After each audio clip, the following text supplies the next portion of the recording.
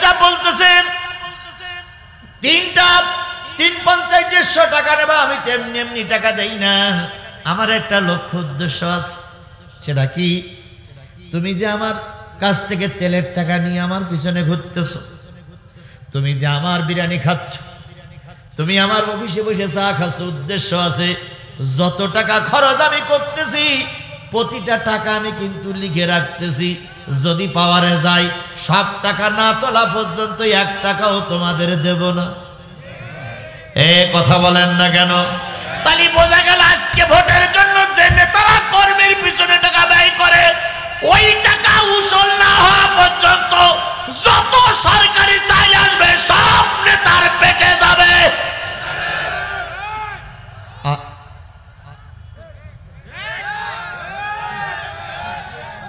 আর যদি আমার টাকায় নেতা চলে, আমার টাকায় মোটরসাইকেল র্যালি হবে, মোটরসাইকেল র্যালি হবে, তেল আমার, অফিস করেছি 4 টাকা আমার, নীলফামারীতে জনসভা হবে, ভ্যান ভাড়া আমার, নেতা আমার এলাকায় আসবে, তেল ভাড়া আমার।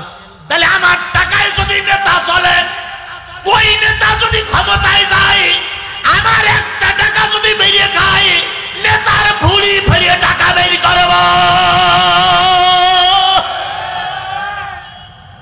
কারণ তোমার টাকায় আমি চলিনি, আমার টাকায় তুমি চলেছ। এখন 10টা টাকা আসছে, 9 টাকার হিসাব পাইলাম, আর 1 টাকা গেল কই? আর 1 টাকার হিসাব আমরা নেতার কাছ থেকে নিতে পারবো না? পারবো না।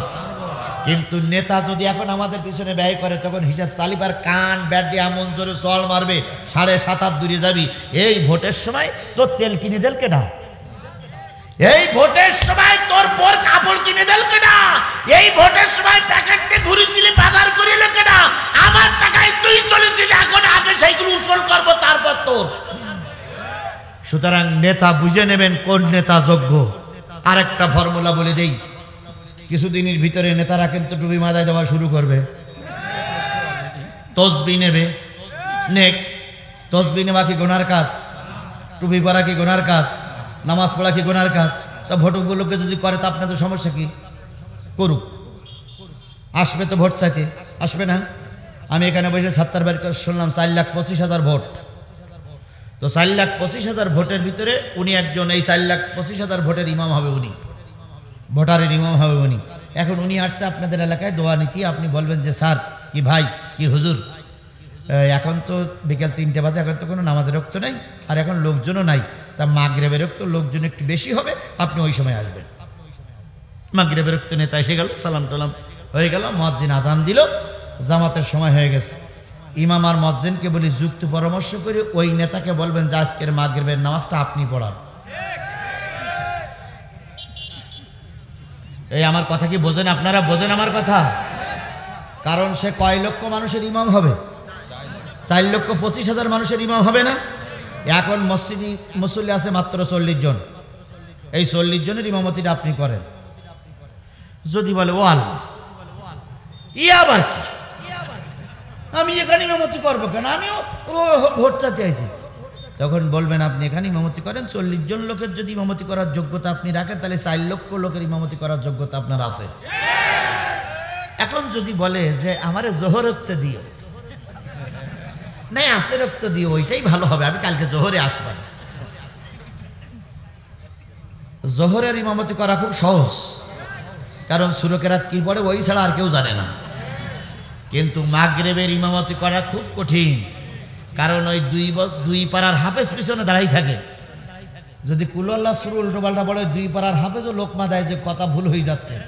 এই জন্য মাগরিবের সালাত আর এশার সালাত আর জুমার নামাজ দিয়ে আগামী 4 লক্ষ মানুষের ইমাম নির্বাচন করার জন্য ইন্টারভিউ নেব। এই কথা বলেন, কথা বলেন, কথা বলেন। যোহর আর আসরের নামাজ দিয়ে ইন্টারভিউ চলবে না। ইন্টারভিউ হবে জুমার সালাত দিয়ে, ইন্টারভিউ হবে এশারের সালাত দিয়ে, ইন্টারভিউ হবে মাগরিবের সালাত দিয়ে। আজকে 40 জন মানুষের ইমামতি করতে পেরেছো, 4 লক্ষ মানুষের ইমাম হওয়া আজকে করতে পারলো না। তালাক, তালাক, তালাক, বায়ান তালাক।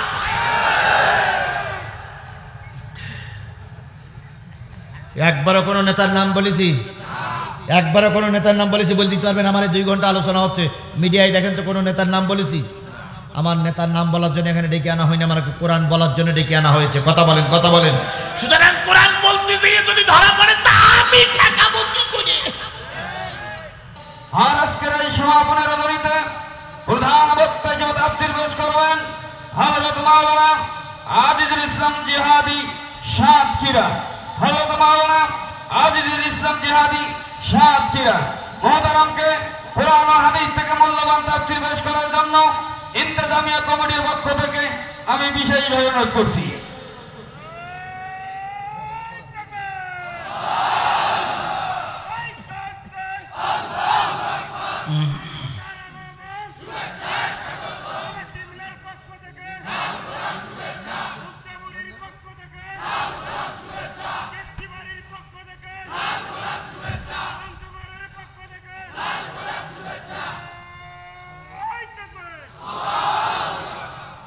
আসসালামু আলাইকুম ওয়া রাহমাতুল্লাহি ওয়া বারাকাতুহু।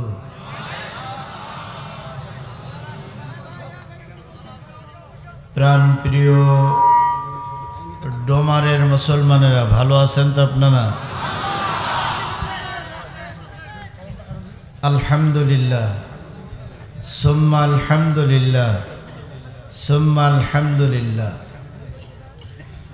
نحمده ونستعينه ونستغفره ونعوذ بالله من شرور أنفسنا ومن سيئات أعمالنا. من يهده الله فلا مضل له ومن يضلله فلا هادي له. ونشهد أن لا إله إلا الله وحده لا شريك له الذي أرسله بالحق بشيرا ونذيرا وداعيا إلى الله بإذنه وسراجا منيرا. فقد قال الله تعالى في كلامه المجيد وفرقانه الحميد: أعوذ بالله من الشيطان الرجيم. بسم الله الرحمن الرحيم. يا أيها الذين آمنوا اركعوا واسجدوا واعبدوا ربكم وافعلوا الخير لعلكم تفلحون.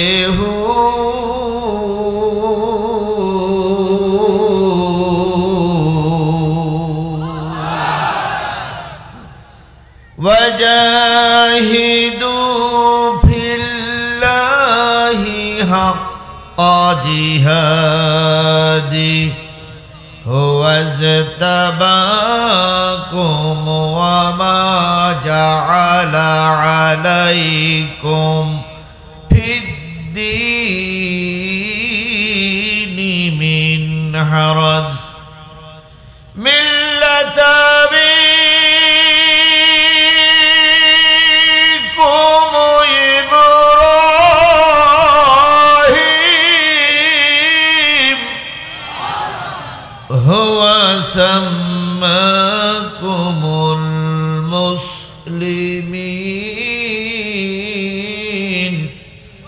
من قبل وفي هذا ليكون الرسول شهيدا عليكم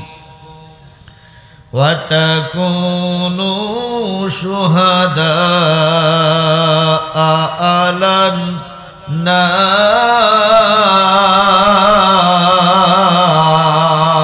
الناس فأقيموا الصلاة وآتوا الزكاة واعتصموا بالله هو مولاكم فنعم المولى ونعم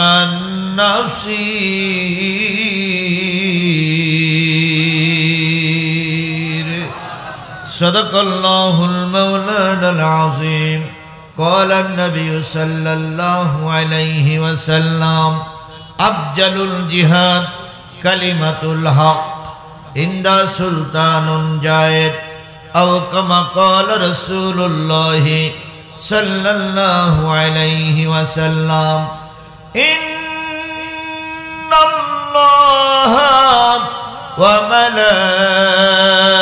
وملائكته يصلون على النبي يا أيها الذين آمنوا صلوا عليه وسلموا تسليما اللهم صل على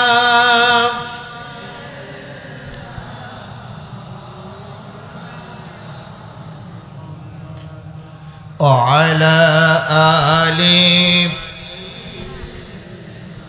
مولانا محبت شجر شريف اللهم صل على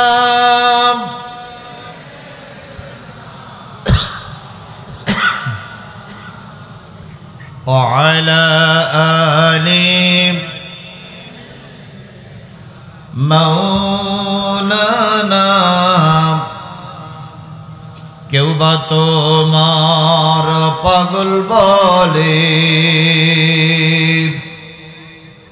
কেউ বা বলে জাদুকর আরশ থেকে আল্লাহ বলে তুমি আমার পয়গম্বর আল্লাহুম্মা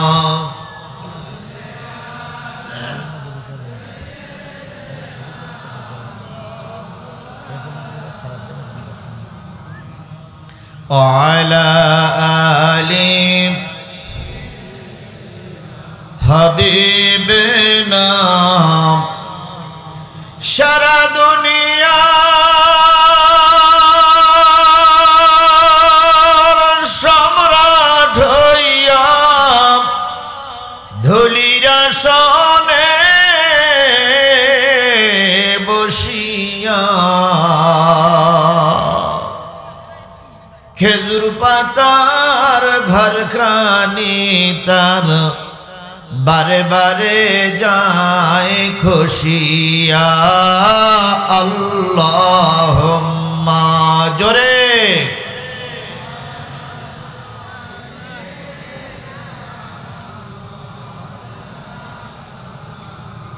وعلى آل حبيبنا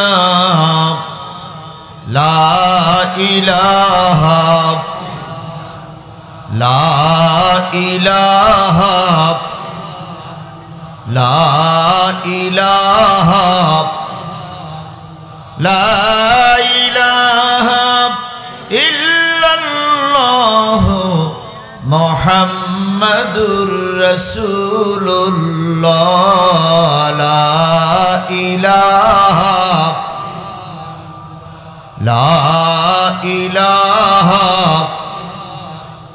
লা ইলাহা ইল্লাল্লাহ মুহাম্মাদুর রাসূলুল্লাহ।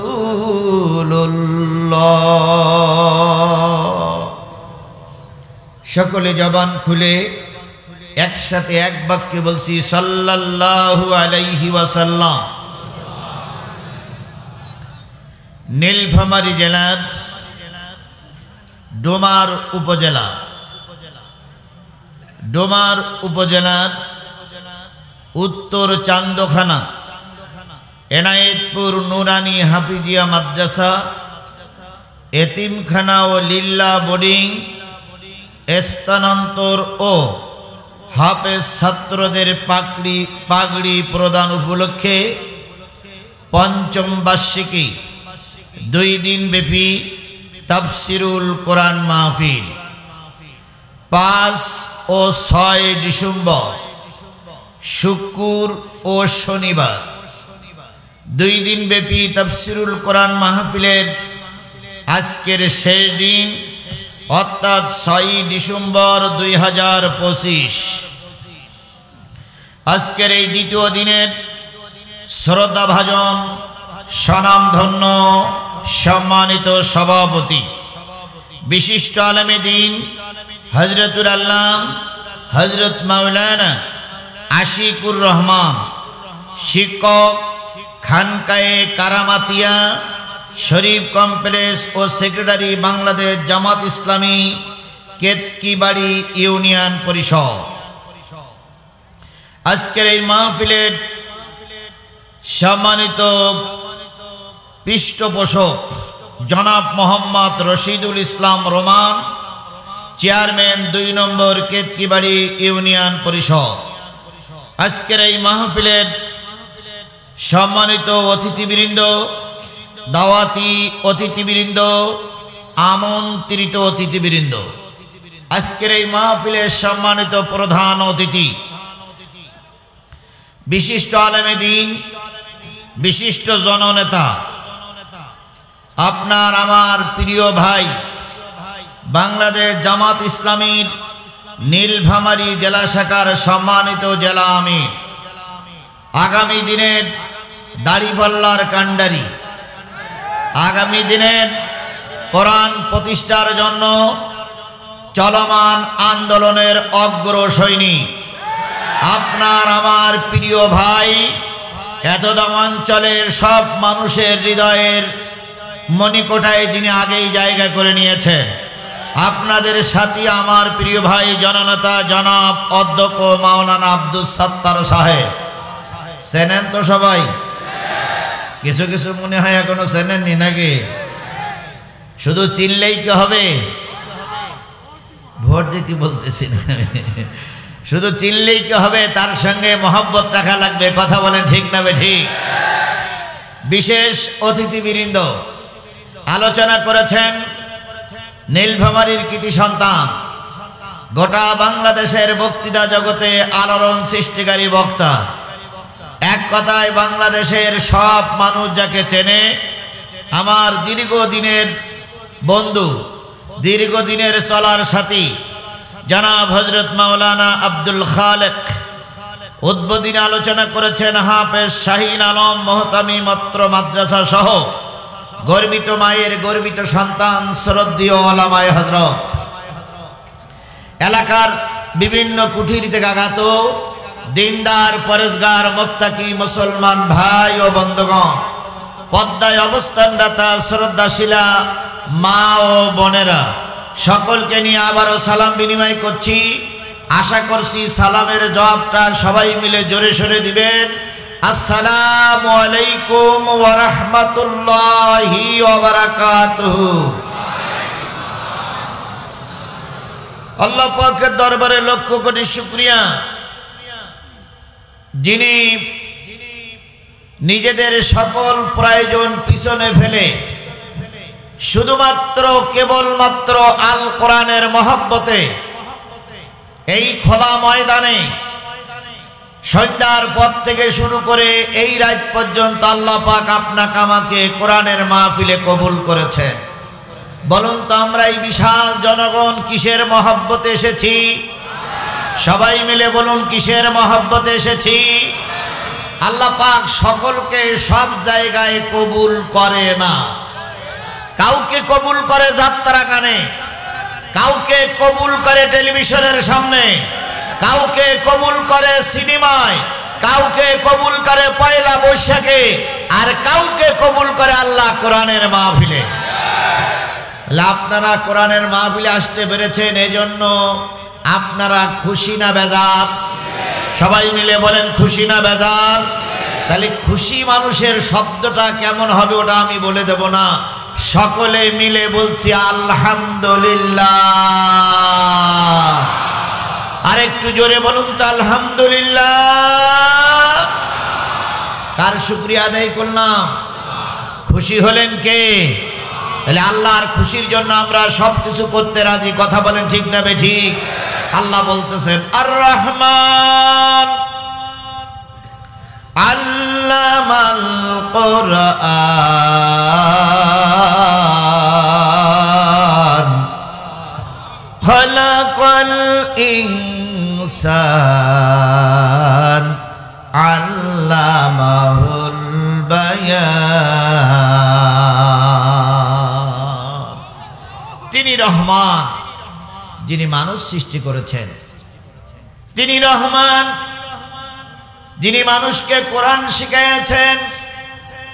তিনি রহমান, যিনি মানুষ সৃষ্টি করেছেন।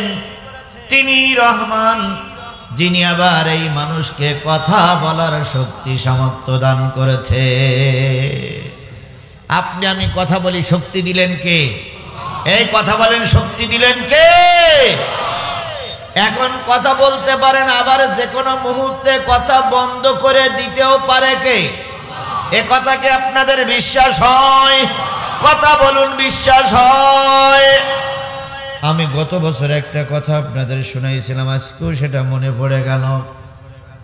একজন বক্তা, সম্ভবত নীলফামারী নয়, ব্রাহ্মণবাড়িয়ায় ওয়াজ করতে করতে জবান বন্ধ হয়ে গেল, কথা আর বলতে পারছিলেন না। কমিটিকে বললেন পানি দাও, দেওয়া হলো, চা দেওয়া হলো, কথা আর উঠিনি। সে কথা আর বলতে পারি নাই। বলুন তো জবান দেওয়ার পরে জবান উঠাই নিতে পারে কে? আবার জবান মোটেও নাই, ক্লিয়ার করে দিতে পারে কে? তাহলে যে আল্লাহ সুন্দর জবান দিলেন, সেই আল্লাহর শুকরিয়াটা আসতে না জোরে? কারোর জবান বন্ধ থাকবে না। আলহামদুলিল্লাহ। সুখে থাকি আর দুঃখে থাকি, শুকরিয়া আদায় করবো কার? শুকরিয়া আদায় করলে আল্লাহ নেয়ামত বাড়িয়ে দেয়, আর অহংকার করলে আল্লাহ নেয়ামত। কত লোক কত অহংকার আমাদের দেশে করলো, করিনি? কত লোক কত অহংকার করলো। কিয়া কায়দা করে অহংকারী করে বলতো আমাদের ক্ষমতার থেকে নামানোর মতন কোন শক্তি এখনো বাংলাদেশে জন্ম হয়নি। তারপরে তারা বলতো 41 সাল পর্যন্ত আমরা থাকবো, দেখি কি আমাদের নামায়। সব অহংকারের মুখে লাথি মেরে আল্লাহ পাক তাদেরকে দেশ থেকে তাড়িয়ে দিয়ে কিছু যুবকদের হাত ধরে বাংলাদেশকে নতুন ভাবে আল্লাহ স্বাধীন করে দিয়েছে। কথা ঠিক না ঠিক? সেই আল্লাহ আবারও আগের মতন অবস্থা ফিরিয়ে দিতে পারে না? পারে না? তাহলে সুখে থাকি দুঃখে থাকি শুকরিয়া আদায় করব কার? কারোর জবান বন্ধ থাকবে না, সকলে মিলে বলছে আলহামদুলিল্লাহ। সর্বকালের সর্বশ্রেষ্ঠ মহামানব, যার আদর্শে আদর্শিত হয়ে আমরা আজকে নিজেকে মুসলিম হিসাবে দাবি করেছি, সেই নবীর নামে দুরূদ আর সালাম সাল্লাল্লাহু আলাইহি ওয়াসাল্লাম। আল্লাহ বলতেছেন কুল ইন কুনতুম তুহিব্বুনাল্লাহা ফাত্তাবিউনি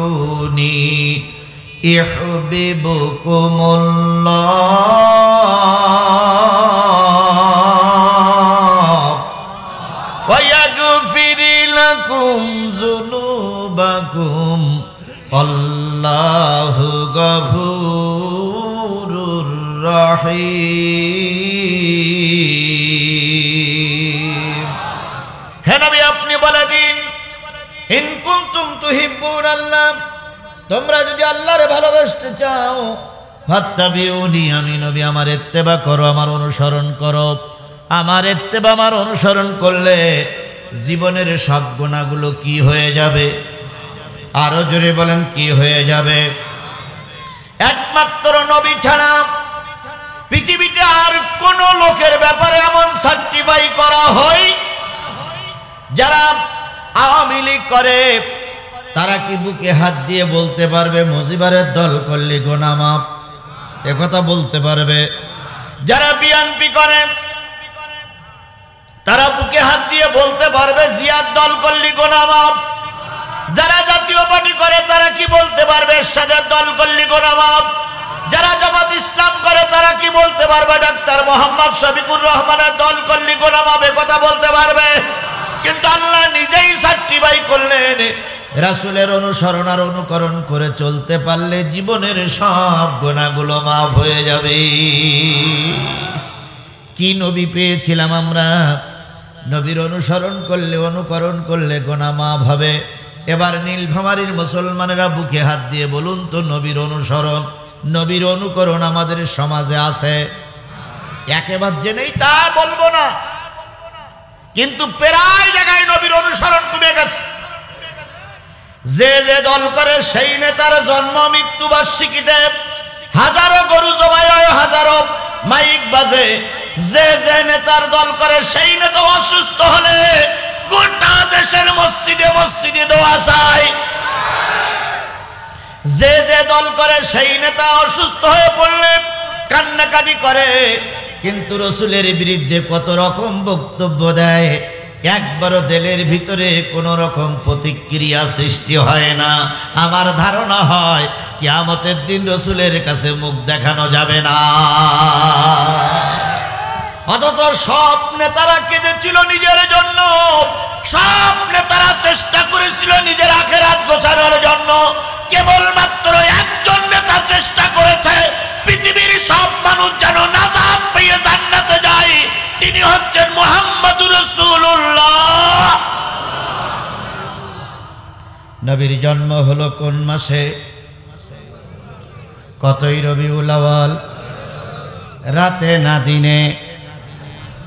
কথা বলেন। রাতও নয়, দিনও নয়। নবীজি যখন আসলেন, পেটে যখন একটু ব্যথা শুরু হলো আমেনা মালিকের কাছে কেঁদে বলে, মালিক, সন্তান দুনিয়ার মুখ দেখবে, আনাগোনা বোঝা যাচ্ছে, কিন্তু পাশে তো কেউ নাই, বিপদের দিনে কে দেখবে? হঠাৎ করে ডাইন হাতখানা একটু নাড়ালেন, দেখলেন ডাইন হাতের সঙ্গে একজন মানুষের ছোঁয়া লাগলো। আমেনা জিজ্ঞেস করলেন, কে আপনি? ওই মহিলা আমেনার মাথায় হাত দিয়ে বললেন, আমেনা, চিন্তা করো না, তোমার ঘরে কেউ নাই বলে তুমি মালিকের কাছে আরজি পেশ করেছ, তাই মালিক আমাকে জান্নাত থেকে তোমার কাছে পাঠিয়েছে। আমি দুনিয়ার কোনো মানুষ নই, আমি হলাম আদি মাতা হাওয়া আলাইহিস সালাম। আমেনা বলেন, আমি বাম হাতটা একটু নাড়ালাম, বাম হাতের সঙ্গে আর একজনের ঠেস লাগলো। জিজ্ঞেস করলাম, তুমি কে? তিনি বললেন, আমি ঈসা আলাইহিস সালামের মা মারিয়াম। ডাইন পায়ে একটু নাড়ালাম, ডাইন পায়ে আর একজনের ঠেস লাগলো। আমি জিজ্ঞেস করলাম, তুমি কে? তিনি বললেন, আমি ফেরাউনের স্ত্রী আসিয়া। পৃথিবীর কোন লোক হয়তো নবীর ঘরে ছিল না, কিন্তু জান্নাতি মানুষগুলোর দিয়ে আল্লাহ পাক নবীর ঘরটা ঝলমল করে দিয়েছে। সেই নবীর নাম আমার নবী, সেই নবীর নাম মুহাম্মদ রাসূলুল্লাহ। আল্লাহ নবী দুনিয়ায় ভূমিষ্ঠ হলেন, জান্নাতি মানুষগুলো চলে গেল। কিছুক্ষণ পরে উম্মে হানি সংবাদ পাইলেন, আব্দুল্লাহর বেটা মুহাম্মদ দুনিয়ার মুখ দেখেছে। উম্মে হানি এসে বললেন, ভাবিজান, ঘরে আলো নাই কেন? আমেনা বললেন, বুবুজান, আলো জ্বালানোর মতন লণ্ঠনে তেল নাই। তাহলে নবী আসলেন বিশ্বের সবচেয়ে দিয়ে ভালো মানুষটা আসলেন, ঘরে জ্বালানোর মতন কি নাই? তেল নাই। এবার আমেনা বলেন, আমি নবীকে কোলে নিলাম, মুখের থেকে কাপড়টা সরাই দিলাম। মুখের থেকে কাপড়টা সরানোর পরে ওই মুখের চেহারায় জালো হয়েছে, সেই আলোয় আমেনার ঘরটা ঝলমলে হয়ে গেছে। এরপরে আমেনা বলে, এরপরে উম্মে হানি বলেন, আমি নবীকে শোয়াই দিলাম। নবী ভুট হয়ে পড়ে গেলেন। আমি আবার সোজা করে শোয়ালাম, নবী আবার ভুট হয়ে গেল। আমি আবার সোজা করে দিলাম, নবী আবার ভুট হয়ে গেল। নবী যখন বড় হলো তখন জিজ্ঞেস করেছিলাম, ভাতিজা ভুট হয়ে 10-15 মিনিট তুমি শুয়েছিলে, কি বলেছিলে? সেদিন নবী বলেছিলেন, ফুপি আম্মা, জন্মের পরে কেঁদেছিলাম, রব্বি হাবলি উম্মতি, আয় আল্লাহ আমার গুনাহগার উম্মত গুলোরে মাফ করে দাও। ও নীলফামারীর মুসলমানের, আপনার জন্য রসুল জন্মের পরে কেঁদেছিলেন, আপনি কি সেই নবীর উম্মত? কথা বলেন, সেই নবীর উম্মত? আরেকটু জোরে বলেন, সেই নবীর উম্মত। সেই নবীর উপরে নাজিল হলো যে কিতাবটা, সেই কিতাবটার নাম কি? আরো জোরে বলেন, সেই কিতাবটার নাম কি? তাহলে সেই কোরআনের আলোচনা কেন হচ্ছে? আর আপনি নবীর উম্মত হয়ে রাস্তায় ঘুরে বেড়াচ্ছেন। নিশ্চয়ই কিয়ামতের দিন আল্লাহ রসুলের কাছে আপনি মুখ দেখাতে পারবেন না, পারবেন না, পারবেন না। তাহলে রসুলের উম্মত যদি আমরা হই, তাহলে রসুলের নামে যে কিতাব নাজিল হয়েছে সেই কিতাব থেকে আলোচনা হবে। আপনারা কি শুনতে রাজি আছেন? সবাই মিলে শুনতে রাজি আছেন? তাহলে আমি 10 মিনিট সময় দিলাম, আশেপাশে যে যেখানে আছেন মেহেরবানি করে কোরআনের মাহফিলে এসে বসুন, নতুবা কিয়ামতের দিন রসুলের কাছে মুখ দেখানো যাবে। তাহলে যে রসুল জন্মের পরে আমাদের জন্য কাঁদলেন, মৃত্যুর সময় আমাদের জন্য কাঁদলেন, এখনো আমাদের জন্য কাঁদতেছেন, পরকালে আমাদের জন্য কাঁদবেন, সেই নবীর নামে দুরূদ আর সালাম সাল্লাল্লাহু আলাইহি ওয়াসাল্লাম। বন্ধুগণ, আপনারা এই বিশাল জনগণ, এই যে বিশাল জনতা, বহুত লোক দাঁড়িয়ে আছে, আপনারা এসেছেন কি শোনার জন্য? সবাই মিলে বলেন, কি শোনার জন্য? আল্লাহ বলতেছেন, ওয়ালাকাদ জারানা লি জাহান্নামা কাসীরাম মিনাল জিন্নি ওয়াল ইনস লাহুম কুলুবুন লা ইয়াফকাহুনা বিহা। কিয়ামতের দিন মুসিবতের কালে আল্লাহ যখন বিচার করবেন, জান্নাত জাহান্নাম যখন সামনে আসবে, তখন একদল মানুষকে আল্লাহ পাক জাহান্নামে ঢুকাইয়ে দেবেন। যারা জাহান্নামে ঢুকবে, অনেকগুলো দোষের ভিতরে একটা দোষ হচ্ছে লাহুম কুলুবুন লা ইয়াফকাহুনা বিহা, তাদের অন্তর আছে কিন্তু অন্তরে জায়গা নাই। কিসের জায়গা নাই? আরো জোরে বলেন, কিসের জায়গা নাই? তাহলে এখানে ভালো করে শুনুন, হাজারো জনতা আমার দিক খেয়াল করেন। আল্লাহ বলতেছে, যারা কোরআন দিলের ভিতরে জায়গা দিতে পারবে না, ওরা যাবে জাহান্নামে। এখানে কিসের আলোচনা হবে? যাদের আলোচনা কোরআনের আলোচনা, যাদের দিলে ভালো লাগবে না, কোরআন যাদের দিলে জায়গা পাবে না, তারা যাবে কোথায়? এটা কার কথা? আরো জোরে বলেন, আয়ুনুল লা ইউবসিরুনা বিহা, তাদের চোখ আছে কিন্তু চোখ দিয়ে দেখে না। কি দেখে না? আরো জোরে বলেন, কি দেখে না? শুধু কোরআন দেখে না, না কোরআন ওয়ালাদেরও দেখে না।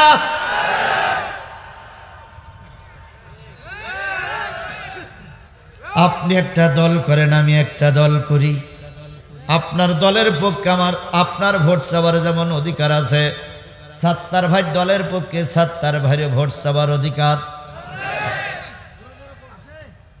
আপনার পোস্টার মারার অধিকার আছে, সাত্তার ভাই দাঁড়িপাল্লার পক্ষেও পোস্টার মারার অধিকার।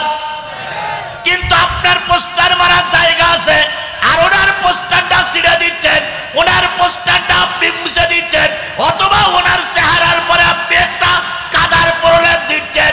নিশ্চয়ই আপনি আলেম বিদ্বেষী, নিশ্চয়ই আপনি আলেম বিদ্বেষী, নিশ্চয়ই আপনি কোরআন বিদ্বেষী।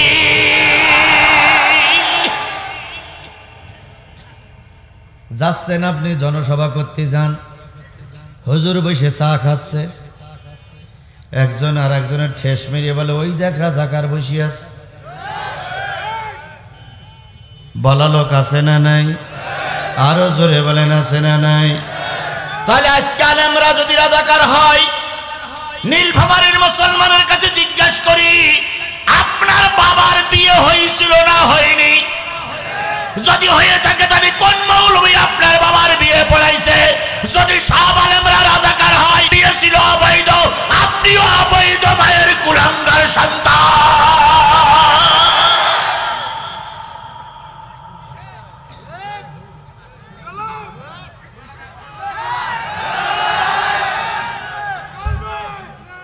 তাহলে আলেম দেখলে যারা সহ্য করতে পারে না তারা যাবে কোথায়?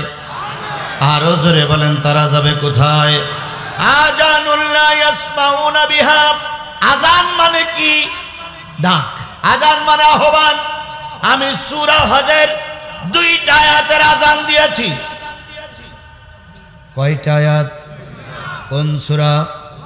সূরা হজের 2টা আজানের ডাক দিয়ে 2টা আয়াতের আজান দিয়েছি। এই 2টা আয়াতের আজান যাদের কানে ভালো লাগবে না, যাদের চোখে ভালো লাগবে না, যাদের দিলে ভালো লাগবে না, আল্লাহ বললেন ওরাও যাবে জাহান্নামে।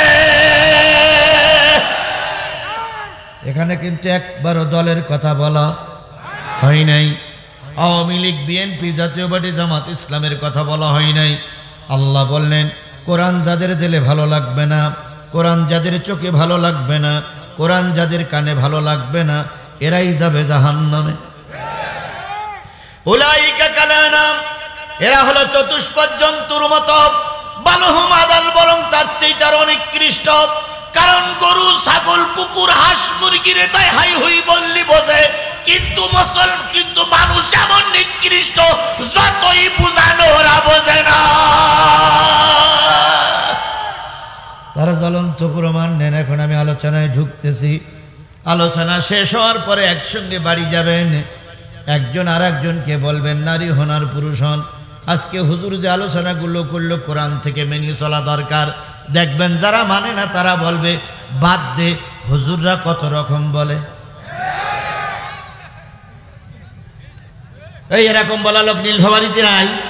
এই কথা বলেন, নীলফামারীতে নাই? আপনি মানতে পারলেন না আলাদা ব্যাপার, কিন্তু বাদ দে, হুজুররা কত রকম বলে, এই কথা বললে আপনার ইমানই থাকবে না, ইমানই থাকবে না, ইমানই থাকবে না। তখন যারা আমাদের একটু ভালোবাসে তারা বলেন আরে ভাই আজকের কথাগুলো খুব গুরুত্বপূর্ণ কথা। আমাদের যারা দুশ্মন, আমাদের যারা বিরোধিতা করে, তারা শেষ বেশ কি বলে জানেন? যে হুজুর যদি এতই ভালো হবে তো ওয়াজ করি টাকা নেয় কেন?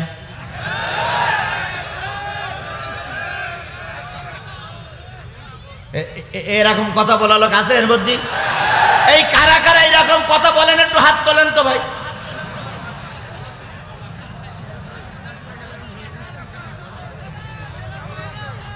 হাত তুলবে না? তাহলে এই জাতীয় কথা বলেন না, আল্লাহ আপনাদের হেদায়েত দিক।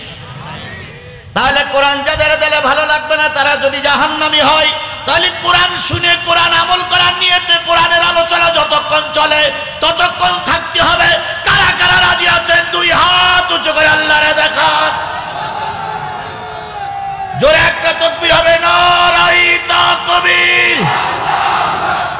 আল কোরআনের আলো, তোমার নেতা আমার নেতা,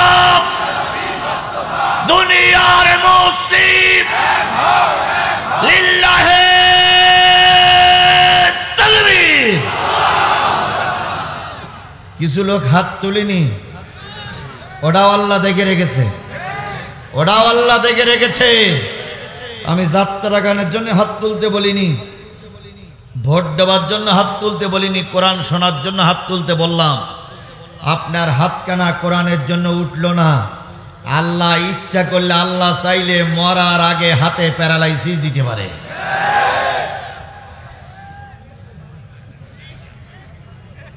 এবার চলুন হাদিসে যাই। আল কোরআনু শাফিআম মুসাফফা ওয়া মা হিল্লু মুসাদ্দিকান মান জালাহু আমামাহু কদ্দাহু ইলাল জান্নাহ ওয়া মান জালাহু খালফাহু সাকাতাহু ইলান নার। নবী বললেন কোরআন এমন একটা কিতাব, এই কোরআন কিয়ামতের দিন কারোর পক্ষে সুপারিশ করবে, আর এই কোরআন কারোর বিরুদ্ধে আল্লাহর কাছে নালিশ করবে। কোরআন কারোর পক্ষে নালিশ, কোরআন কারোর পক্ষে সুপারিশ করবে, আর কারোর বিরুদ্ধে কি করবে? সাহাবী আজমাইনগণ বলেন ইয়া রাসূলুল্লাহ, কোরআন কাদের পক্ষে সুপারিশ করবে? নবী বললেন এই কোরআনকে যারা সামনে রাখবে কোরআন তাদের পক্ষেই সুপারিশ করবে। আপনাদের সামনে কি? যারা দাঁড়াই আছেন তাদের সামনে কি? যারা বসে আছেন তাদের সামনে কি? কোরআন কিন্তু ভিডিও হচ্ছে। এই খালেক ভাই বসেন, খালেক ভাই বসেন, ছুটি দিচ্ছি বসেন। আপনার দুইজনে ছুটি দেবো, আমি কয়েকটা লোকে ছুটি দেবো, বসেন। কোরআন কিন্তু ভিডিও করতেছে, কোরআন কিন্তু ভিডিও করতেছে। আপনার সামনে কি? তাহলে আপনাদের সামনে কোরআন, যারা মঞ্চে আছে তাদের সামনে কি? তাহলে কোরআন যারা সামনে রাখবে, কোরআন যারা মেনে চলবে, কোরআন অনুসারে যারা চলবে, এই কোরআন কিয়ামতের দিন তাদের টেনে টেনে কোথায় নিয়ে যাবে? আরো জোরে বলেন রাসূলের কথা সত্য না মিথ্যা? আরো জোরে বলেন রাসূলের কথা সত্য না মিথ্যা? তাহলে রাসূলের কথা যদি সত্য হয় অবশ্যই সত্য। কোরআন যারা শুনবে, কোরআন যারা সামনে রাখবে, কোরআন তাদের টেনে টেনে কোথায় নিয়ে যাবে? জান্নাতে। আমান জালাহু খালফাহু, এই কোরআনকে যারা পিছনে রাখবে কিয়ামতের দিন এই কোরআন তাদেরকে ধাক্কা দিয়ে জাহান্নামে নিক্ষেপ করবে। এই যে একটা কালো কোট পরা লোক উঠেছে না, এই লোকটার পিছনে পড়েছে কি? বলেন এই লোকটার পিছনে পড়লো কি? আরো জোরে বলেন এই লোকটার পিছনে পড়েছে কি? তাহলে কোরআন দেখতেছে যে আমাকে পিছনে ফেলাইও চলে যাচ্ছে, কিয়ামতের দিন এই কোরআন ধাক্কা দিয়ে ওরা জাহান্নামে নিক্ষেপ করবে। আল্লাহ ওনাকে মাফ করুক। তাহলে আমরা এই কোরআনকে সামনে রাখবো না পিছনে রাখবো? জোরে বলেন সামনে রাখবো না পিছনে রাখবো? তাহলে আমরা ওয়াদা করলাম কোরআনকে আমরা পিছনে ফেলাই রেখে কেউ চলে যাব ইনশাআল্লাহ। যদি যান তাহলে এই কোরআন ধাক্কা দিয়ে আপনাকে কোথায় নিক্ষেপ করবে? আপনারা জাহান্নামে যাবেন না জান্নাতে যাবেন, সিদ্ধান্ত আপনি নেবেন না আমি নেব? আপনারা নেবেন। আমাদের তো এখন দোষের কুল নাই। আমরা বলতেছি কোরআনকে সামনে রাখলে জান্নাতে যাওয়া যাবে, কোরআনকে পিছনে রাখলে কোরআন ধাক্কা দিয়ে জাহান্নামে নিক্ষেপ করবে। কালকে হয়তো কেউ না কেউ বলবে যে হুজুর বলে গেছে ওনাদের দল করলে জান্নাতে যাওয়া যাবে। এরকম প্রচার হচ্ছে কি হচ্ছে না? ওরকম প্রচার হচ্ছে কি হচ্ছে না? আমরা নাকি জান্নাতের টিকিট বিক্রি করতেছি। বাংলাদেশের একজন আলেমের বক্তব্য আমারে শুনান, একজন বক্তার বক্তৃতা আমারে শুনান, যে তিনি বলে গেছে অমুক দলের সাপোর্ট করলে অমুক দলের ভোট করলে জান্নাতে যাওয়া যাবে। একটা বক্তার বক্তৃতা আমার শোনা। আমি চ্যালেঞ্জ করলাম এই জাতীয় কোনো বক্তা বক্তৃতা করে না। তবে হ্যাঁ, আমরা জান্নাতের টিকিট বিক্রি করি না, আমরা জান্নাতে যাবার পথ দেখাই, পথ দেখাই, পথ দেখাই। আমরা কি জান্নাতের টিকিট বিক্রি করি? আমরা কি দেখাই? যে এই পথে চললে রসুল চলেছে, এই পথে আল্লাহ এই পথে চলতে বলেছে, সাহাবী আজমাইনগণ এই পথে চলেছে, এই পথে চললে কোথায় যাওয়া যাবে? কিন্তু জান্নাতের টিকিট আমরা বিক্রি করি না। আইতো ফাইতো কথা বলবেন, আল্লাহ মরার আগে জবান বন্ধ করে দেবে, বন্ধ করে দেবে, বন্ধ করে দেবে। শেখ হাসিনাও কিন্তু কম উপাধি পাইনি, কওমি জননী হযরত শেখ হাসিনা রহমাতুল্লাহ আলাইহি কত রকম উপাধি পেয়েছিল, কিন্তু শেষ পর্যন্ত দুপুর বেলার ভাত কপালে জুটেনি। দুপুর বেলার বিরিয়ানি ভাত থেকে কুকুরের মতন পালিয়ে যেতে বাধ্য হয়েছে। মনে করেছিল আমরাই সব, এখন ফাঁসি নাই হয়েছে। আজ হোক কাল হোক বাংলার জমিনে ফাঁসি হবেই হবেই হবে। আল্লাহ যেন ফাঁসিটা অন্তত আমাদের দেখে মৃত্যুবরণ করার তৌফিক দান করে। সাধারণ আওয়ামী লীগ যারা করেন আপনাদের পরে আমাদের কোনো অভিযোগ নেই। আপনারা ছিলেন সাধারণ মানুষ, কিন্তু যারা প্রকৃত দোষী তাদের শাস্তি হোক। কথা বলেন, কথা বলেন, কথা বলেন। সেটা যদি জামাত ইসলামের কোন নেতা দোষ করে থাকে তারও শাস্তি হোক। আমরা সকলের বিচার দেখতে চাই, বিচার দেখতে চাই, বিচার দেখতে চাই। জামাত ইসলামের বর্তমান মুরব্বী ডক্টর মোহাম্মদ শফিকুর রহমান স্পষ্ট করে বলেছেন, আল্লাহ যদি আমাদের ক্ষমতায় নিয়ে যায়, আল্লাহ যদি আমাদের পাওয়ারে নিয়ে যায়, আর আমার দলের কেউ যদি প্রধানমন্ত্রী হয়, প্রধানমন্ত্রীও যদি অন্যায় করে, ক্ষমতায় টিকে থাকা অবস্থায় তার বিচার বাংলার জনগণ দেখবে। বিচার সকলের জন্য সমান, এটা আমরা দেখাই দেব, দেখাই দেব, দেখাই দেব। আমরাও তো ওইটাই চাই। কথা বলেন, কথা বলেন, আমরা তো ওইটাই চাই। কারা কারা এইটা চান একটু হাত তুলে দেখান তো, কারা কারা কোরআনের বিচার চান? আল্লাহ এই হাতগুলোরে কবুল করে নাও, আল্লাহ এই হাতগুলোরে কবুল করে নাও, আল্লাহ এই হাতগুলোরে কবুল করে নাও। হাত নামান তাহলে। এই ভাই ভাই ভাই ভাই,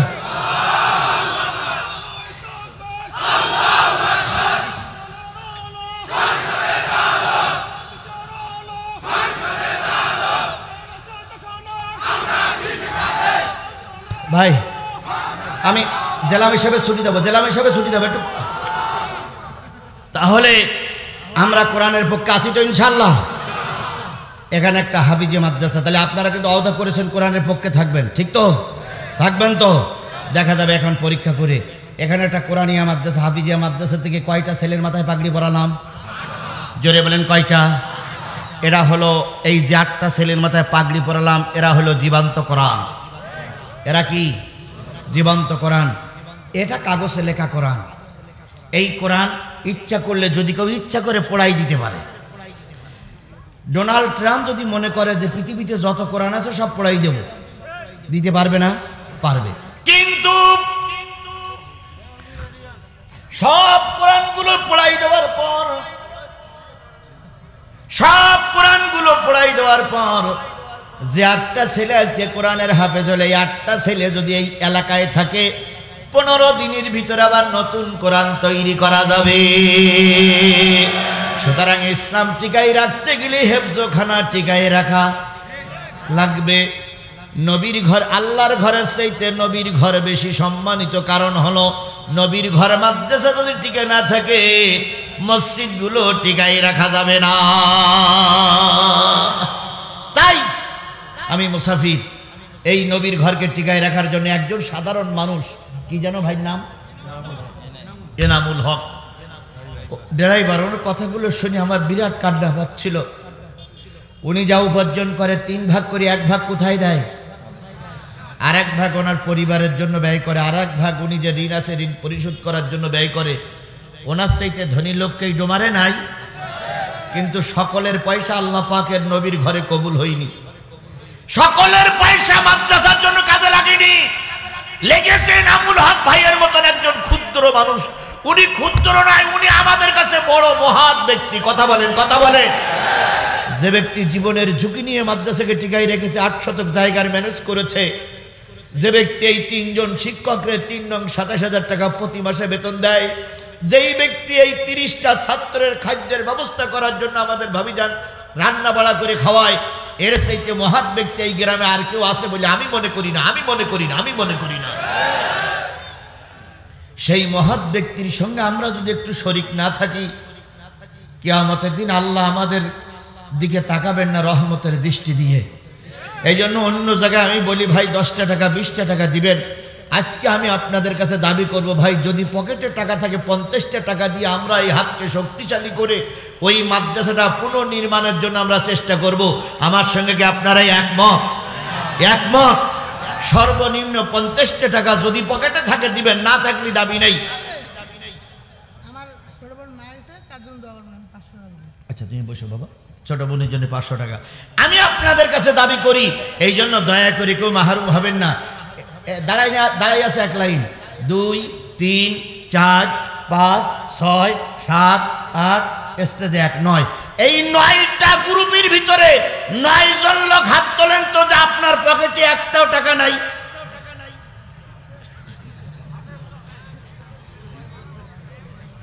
এই ছেলে সুবহানাল্লাহ আলহামদুলিল্লাহ লা ইলাহা, জোরে জোরে সুবহানাল্লাহ আলহামদুলিল্লাহ লা ইলাহা, সুবহানাল্লাহ আলহামদুলিল্লাহ লা ইলাহা,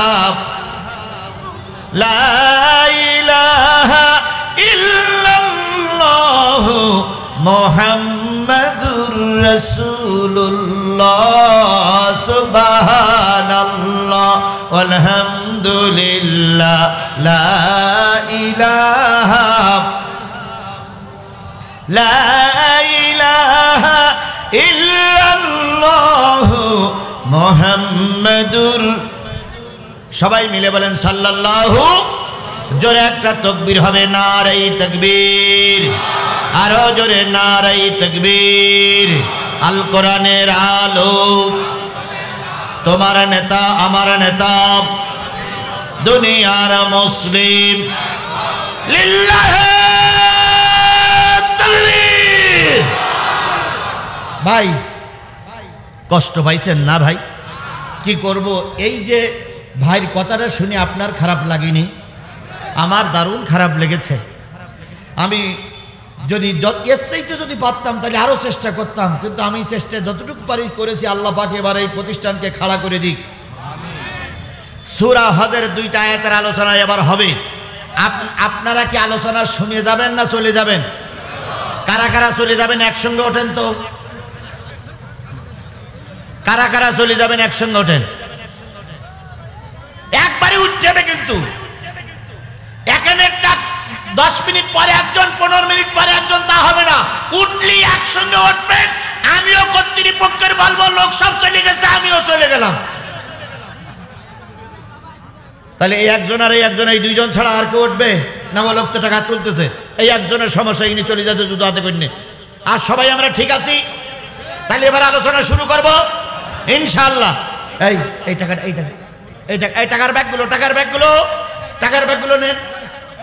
শোনেন, আমরা সবাই হাত উঁচু করে কারে দেখাইছিলাম? আল্লাহকে হাত উঁচু করে দেখেছে। এখন হাত উঁচু করেছে সবাই। সবার ভিতর থেকে আমি মাত্র কয়েকজন লোকের ছুটি দেব। তার ভিতরে মাওলানা আব্দুল সাত্তার ভাই। কেন দেব?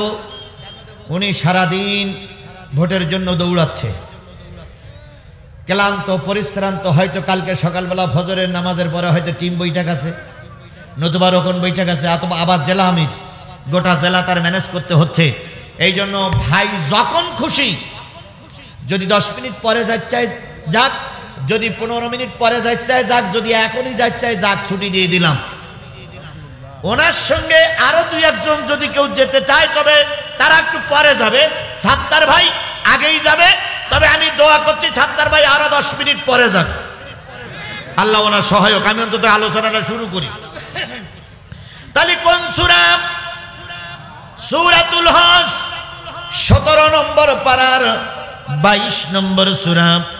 78টা আয়াতের ভিতর থেকে আমাদের তেলাওয়াতকৃত আয়াত কয়টা? আরো জোরে বলেন কয়টা? আমি প্রথম আয়াতে চলে যাচ্ছি। আল্লাহ বলতেছেন, ইয়া আইয়ুহাল্লাযীনা আমানুরকাউ ওয়াসজুদু ওয়াবুদু রাব্বাকুম ওয়াফআলুল খায়রা লাআল্লাকুম তুফলিহুন।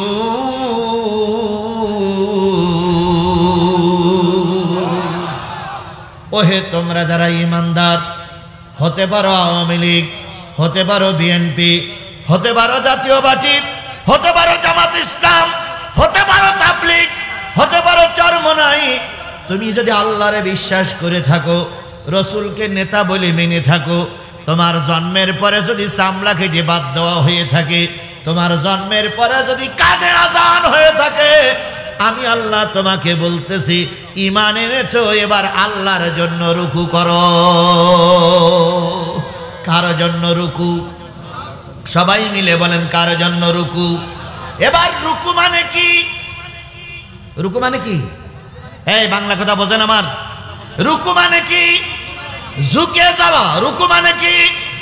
ঝুঁকে যাওয়া। কার জন্য? আরো জোরে বলেন কার জন্য?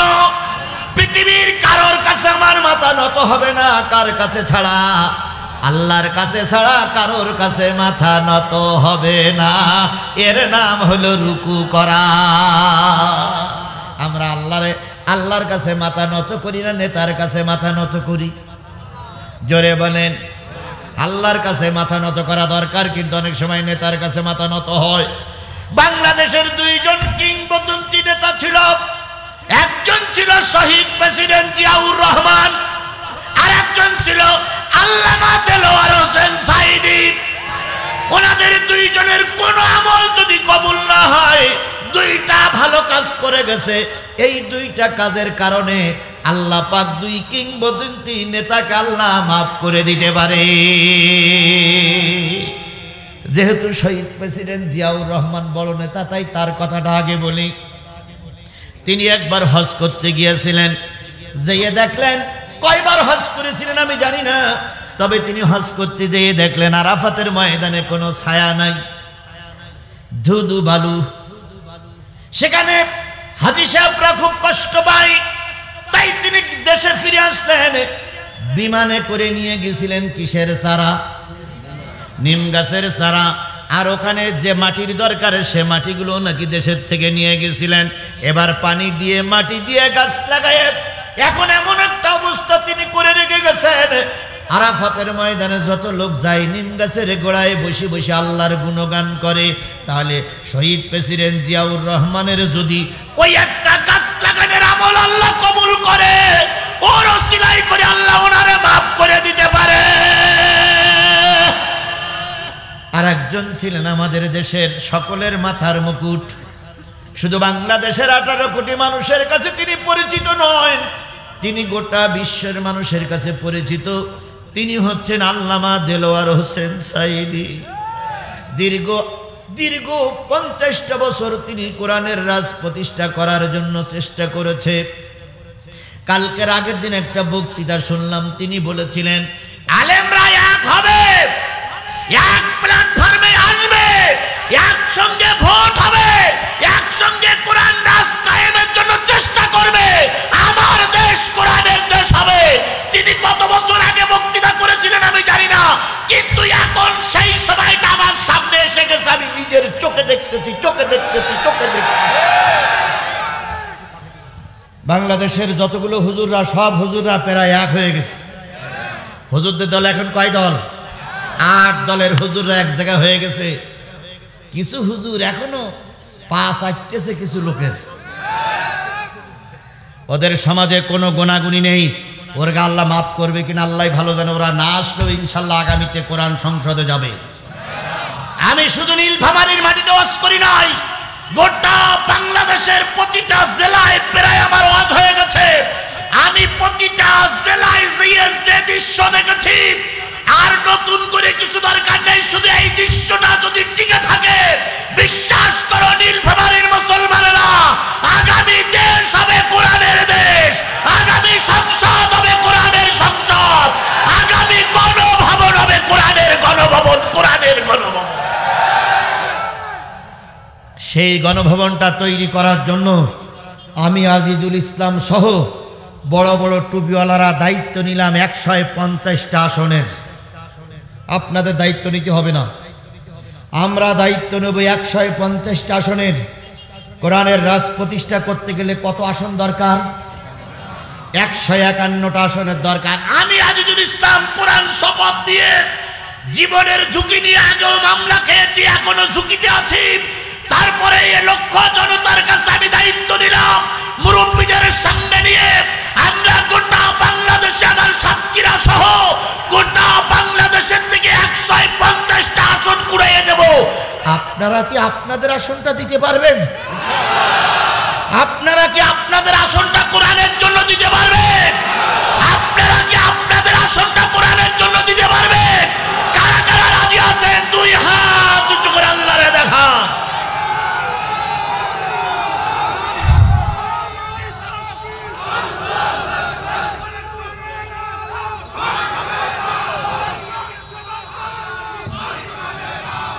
আল্লাহ এই হাতগুলোরে কোরআনের জন্য কবুল করে নিক। সকলে মিলে বলেন আমিন। আরো জোরে আমিন, আরো জোরে। আল্লামা সাঈদীর একটা আমলের কারণে সাঈদী জান্নাতে যেতে পারে। সে আমলটা কি? এক সময় জাতীয় সংসদে তারা ছিলেন 3 জন মানুষ। কয়জন? ইসলামের থেকে 3 জন মানুষ গিয়েছিলেন জাতীয় সংসদে। উনি তখন সদস্য ছিলেন, হিন্দুদের ভোটে উনি পাশ করেছিলেন। সুবহানাল্লাহ বলেন। আজকের যদি কোনো হিন্দু ভাই আমার আলোচনা শোনেন, ভাই রে, আমার খুলনায় চলেন, হিন্দুরা দলে দলে কোরআনের পক্ষে এসেছে। জামাত ইসলাম বাধ্য হয়ে একজন হিন্দুকে নমিনেশন দিয়েছে। ও ভাই, আজকের এই নীলফামারীর হিন্দু ভাইদেরকে বলি, বাংলাদেশের সব হিন্দুদের পরিবর্তন এসেছে, শুধু নীলফামারীর অমুসলিম ভাইদেরকে বলি, আপনি কোরআনের পক্ষে একটা সাপোর্ট দেন, সবচেয়ে নিরাপদ থাকবেন আপনি। আপনি 54 বছর অন্যান্য দল দেখেছেন, একটাবার কোরআনের দল দেখেন, সেটা বিএনপির লোক হোক। বিএনপির লোকেরা যদি এদেশে কোরআন প্রতিষ্ঠা করে, ওদের সঙ্গে আমাদের কোনো দ্বিধা বিভক্তি নেই। আমরা চাই কোরআন দিয়ে দেশ চলুক, সেটা বিএনপি চালাক, বিএনপি চালাক, বিএনপি চালাক। ওনারা বলতেছে এনারা নাকি কোন নেতার সংবিধান মানে, এনারা নাকি নেতার ইসলাম মানে, আর ওনারা নাকি মদিনার ইসলাম মানে। তাই বলতেছে না ভাই, তাই বলতেছে না ওনারা কি ইসলাম মানে? আমি আপনাদেরকে স্বাগত জানাই, যেহেতু মদিনার ইসলাম হলো সঠিক ইসলাম, আর এই খুঁটির ইসলাম সঠিক ইসলাম নয়। এনাদের ইসলাম সঠিক না, আপনাদের মদিনার ইসলাম সঠিক। আপনারা দেশে কোরআন আইন প্রতিষ্ঠা করেন, আমি আজিজুল ইসলাম আপনাদের পক্ষে গান গাবো। তবে আমার একটা দাবি, মদিনার ইসলাম যারা চালু করেছিল তারা নামাজি না বেনামাজি? আপনারা যারা বলতেছেন মদিনার ইসলাম চালু করবেন, তারা কয় ওয়াক্ত নামাজ পড়েন? আপনারা যারা বলতেছেন মদিনার ইসলাম চালু করবেন, আবু বকর সিদ্দিক ছিল মদিনার খলিফার প্রথম খলিফা, কথা বলেন ঠিক না ঠিক? তার মুখে দাড়ি ছিল না ছিল না? তুমি মদিনার ইসলাম চালু করবো ছাপ্পান ছাপ্পা, তাহলে মদিনার ইসলাম তোমার দ্বারা চালু হবে না। মদিনার ইসলাম চালু করতে গেলে আবু বকরের উত্তরসূরি লাগবে। আমি জানি একথা বলার পরে কিছু লোকের একটু গায়ে ব্যথা লাগবে, কিন্তু বিশ্বাস করো মুসলমান, আমি আপনাদের মতন, আমি এই দেশের একজন নাগরিক। আমার আজকে 15 দিনের আলোচনা শোনো, 15 দিনই আমি খালেদা জিয়ার জন্য প্রতিটা মাহফিলি দোয়া করতেছি। কারণ খালেদা জিয়া আমাদের এই মুহূর্তে, খালেদা জিয়ার আমাদের খুব প্রয়োজন। কারণ খালেদা জিয়া হলো আমাদের দেশের মুরব্বী। গতকালকের আগের দিন টাঙ্গাইলে একটা দোয়ার অনুষ্ঠান হচ্ছে, টাঙ্গাইলে যিনি নমিনি তার দাওয়াত করিনি দোয়ার অনুষ্ঠানে, তাই লোকজন দিয়ে দোয়ার অনুষ্ঠানে আগুন ধরেই পোড়াই একদম সরকার করে দিয়েছে, দোয়ার অনুষ্ঠান করতে দেবে না। তাহলে আপনাদের নমিনি দোয়ায় দাওয়াত পাইনি, তাই কি বলে মঞ্চ ভেঙে দিচ্ছে। আর আমাদের কোনোদিন দোয়া করতে বলা লাগছে না, প্রতিদিন দোয়া করতেছি, প্রতিদিন দোয়া করতেছি, প্রতিদিন দোয়া করতেছি। তার মানে তোমাদের সেইটা আমরা বেশি ভালোবাসি।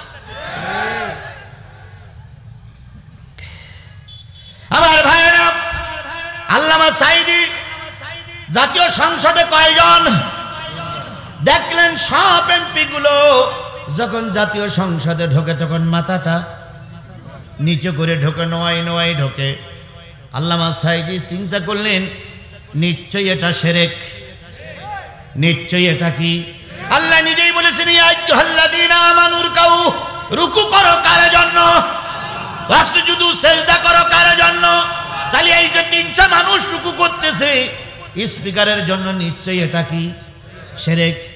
উনি দাঁড়াইয়ে বললেন, মাননীয় স্পিকার, আমি ক্ষুদ্র মানুষ, তবে যেটা দেখতে সেটা কোরআন বিরোধী। আল্লাহ নিজেই বলেছে রুকু করো কার জন্য? আল্লাহর জন্য। কিন্তু এই মানুষগুলো রুকু করতেছে আপনার জন্য, আপনিও গুনাহগার হচ্ছেন, আমরাও গুনাহগার হচ্ছি। দয়া করে আপনি চেষ্টা করলে এই জাতীয় সংসদটা শিরক মুক্ত করা যায়। স্পিকারের মনটা নরম হলো, আর হবে না, কেন বক্তৃতা করতেছে আল্লামা সাঈদী, নরম হওয়াই লাগবে।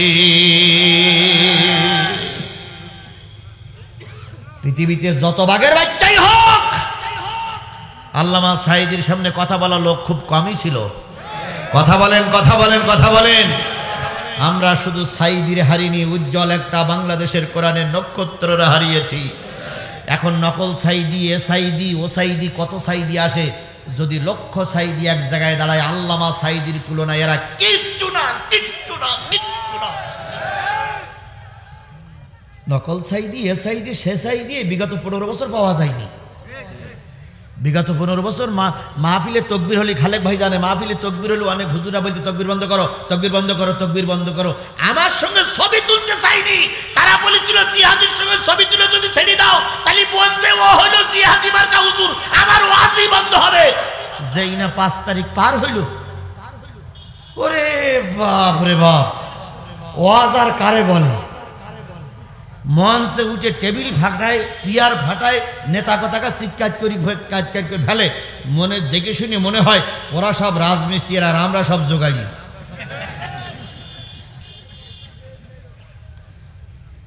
এরকম লোক ছিল, কিন্তু সাইদি তার বিকল্প আর কেউ তৈরি হবে?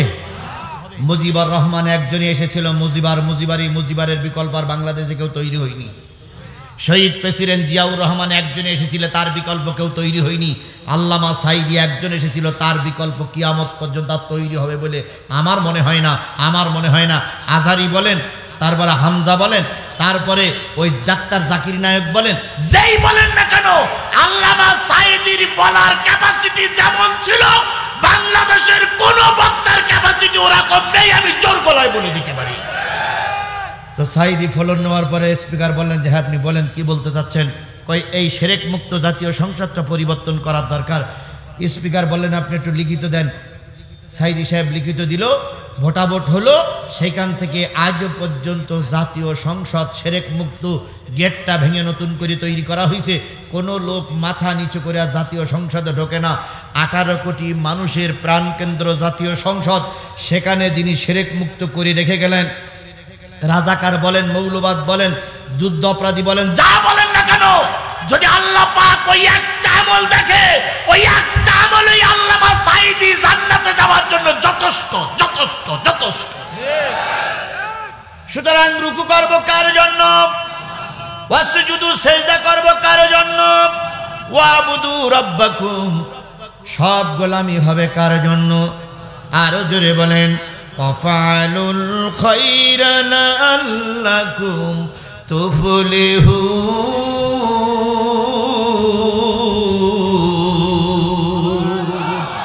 ভালো ভালো কাজ করো, সফলতা পাবে। তাহলে ভালো কাজ কি? এবার ভালো কাজের ভিতরে যান।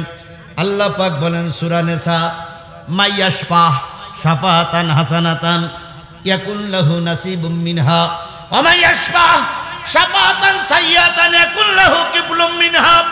যেই ব্যক্তি কোন ভালো নেতা নির্বাচন করবে, আবার উল্টো বুঝেন না আমি রাজনীতি করছি।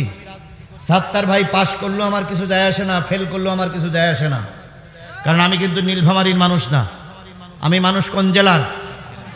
যদি যায় খালেক ভাই যাবে, আমার কি? উনি পাশ করলো আমার 10 টাকা দেবে না, আর ফেল করলো আমি এই 10 টাকা ওনার দেবো না। উনি মাহফিলে আসলো আমার 50,000 দেবে না, আবার না আসলো আমার 50,000 দেবে না। উনি পাশ করুক আর ফেল করুক ওটা ওনার ব্যাপার। এখানে যদি বিএনপির নেতা পাশ করে আমার কিচ্ছু হবে না, মাহফিল চললি হইল।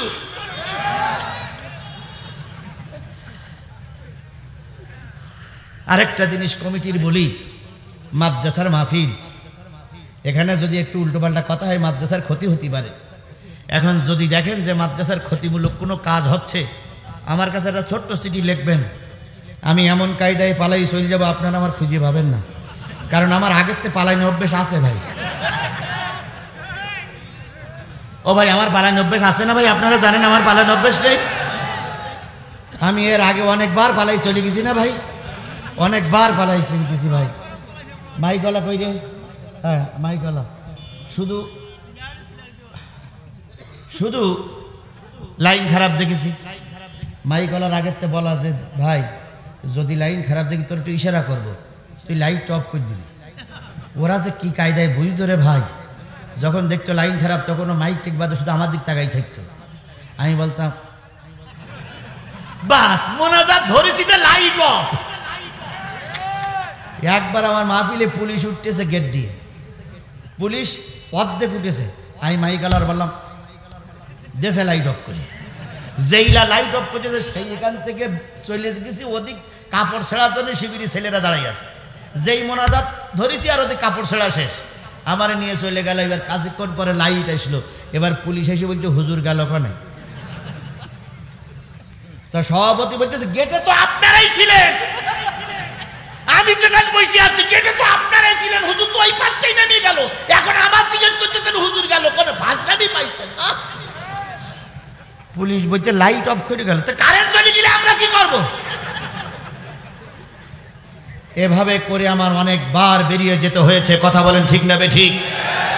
আমার প্রিয় কলেজার মানিক সবুজ বলে একটা ছেলে আছে, আজকে যে মাকসুদ ভাইকে আমি এখানে উঠাই নিয়ে আসলাম, মাকসুদ ভাই সেই সময় বিপদের দিনের সাথে ছিল।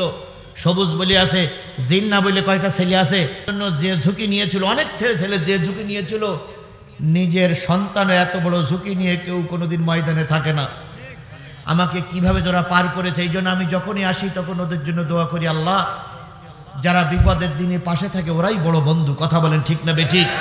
আমি কথাটা এই জন্য বলছি, যদি আপনাদের মাদ্রাসার কোনো ক্ষতিকর আলোচনা আমার দ্বারা হয়, আপনারা শুধু সিরকিট দেবেন যে হুজুর আর দরকার নেই, আমি যে কোন ফাঁক দিয়ে চলে যাবো তো এই একটা লোকও ঠিক পাবে না, সাত্তার ভাইও ঠিক পাবে না। সাত্তার ভাই মশা করতে করতে এই পথে আমি চলে যাবো, ও সাত্তার ভাই পিছন দিক তাকে দেখবে জিয়াদি নেই, ওলাই নামা জানা আছে। সুতরাং চলবে না বন্ধ করে দেবো? চলবে না বন্ধ করে দেবো? কারা কারা ঠিক আছেন একটু হাত তুলে দেখান তো, কারা কারা ঠিক আছেন? মাশাআল্লাহ, নারাই তাকবীর, নারাই তাকবীর। জি জি, আপনার তো অনেক আগেই ছুটি দিচ্ছি।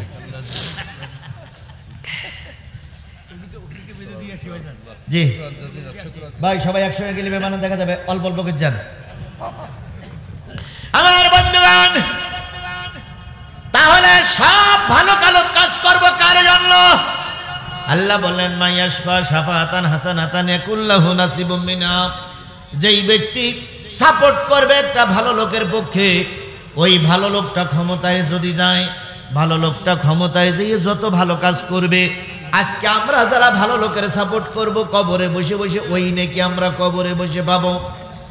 মাইয়াশফা শাফাতান সাইয়াতান, যদি কোনো খারাপ নেতা নির্বাচিত হয় আপনার সাপোর্টে, আপনার ভোটে, আপনার সমর্থনে, আপনার মিছিলে, আপনার কারণে যদি কোনো খারাপ নেতা ক্ষমতায় যায়, ওই নেতা ক্ষমতায় যেয়ে যত গোনা করবে প্রতিটা গোনা আপনার আমল নামায় লেখা হবে।